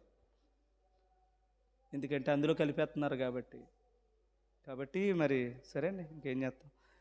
ప్రార్థన చేసుకుందాం. దేవుడు తమ్ముడు అర్థమైందమ్మా? సృష్టికర్త ఎవరు? ఇప్పుడు సృష్టికర్త ఎవరు అంటే, ఎవరు చేశారు సృష్టి? యేసుప్రభు చేశాడంటే, యెహోవా ఇస్తే యేసుప్రభు చేశాడు. అంటే ఆ విశ్వాసం మీ మనసులో ఉంటుంది ఆన్సర్ దగ్గర. అది నువ్వు ఎక్కడికి వెళ్ళినా సరే దేవుడు ఇట్టే పలుకుతాడు. దేవదూతలు నీ దగ్గరకు నిలబడతాయి. ఎందుకంటే నిన్ను పరలోకం దాకా చేర్చేంత పని అంతా సాతానుని పక్కకు గెంటే పని అంతా దేవదూతలే చూస్తారు, నువ్వెక్కడికి గెంటుతావు? సరే, దేవుడు మిమ్మల్ని అందరినీ దీవించిన గాక. ప్రార్థించుకుందాం. ప్రేమ కలిగిన తండ్రి, పరిశుద్ధుడా, నీ ఘనమైన నామమునకు స్తోత్రాలయ్యా. బిడ్డలందరినీ కాపాడండి, రక్షించండి. నీ కృపలో, నీ విశ్వాసములో ఈ నమ్మిక చెప్పిన నమ్మి అనే విషయం దగ్గర జాగ్రత్తగా ఎలా నమ్ముతున్నామన్నది చాలా గొప్ప విషయం ప్రభు. అలాంటి నమ్మకం వారికి లేని కారణంగా ప్రభువా, వారందరినీ ప్రభు తండ్రి, వారి ఎదుట నాయన నీ కుమారుని యొక్క ప్రభు గుండెల్లో మంట నాయన, వేదన మూలుగులతో ప్రభు నీ నామమునకు మహిమ తేలని ఈ జీవితాలు ఎందుకని ప్రభు ఆయన ఏడ్చాడు ప్రభు. మేము కూడా అలా రోజు ఏడిపిస్తున్నాం ప్రభువా. తండ్రి, నీ కుమారుని ద్వారా మాకు కలుగుతున్న ఈ భోగం, నీ కుమారుని ద్వారా మేము అనుభవిస్తున్న ఈ ఖ్యాతి, మీ కుమారుని ద్వారా పొందుతున్న ఈ స్వస్థత, నీ కుమారుని ద్వారా మేము అనుభవిస్తున్న ఈ సర్వస్వం కూడా నీ వల్లే, నీ కుమారుని ద్వారా మాకు వచ్చాయనే విశ్వాసం మాకు అనుగ్రహించినందుకు స్తోత్రాలు ప్రభు. వచ్చిన వారందరినీ దీవించండి ప్రభు. ఆదివారపు భక్తులుగా మారిపోయి కేవలం ఒక ఆచారంగా మారిపోతున్న వారందరినీ కూడా ప్రభు నమ్మడం అనే విషయం దగ్గర జాగ్రత్తగా చూసుకోవడానికి కృప చూపించమని యేసు ప్రభు వారి శ్రేష్టమైన పరిశుద్ధమైన నామములో ప్రార్థిస్తూ వేడుకొనుచున్నాము పరమ తండ్రి. Amen, amen. పరలోకమందు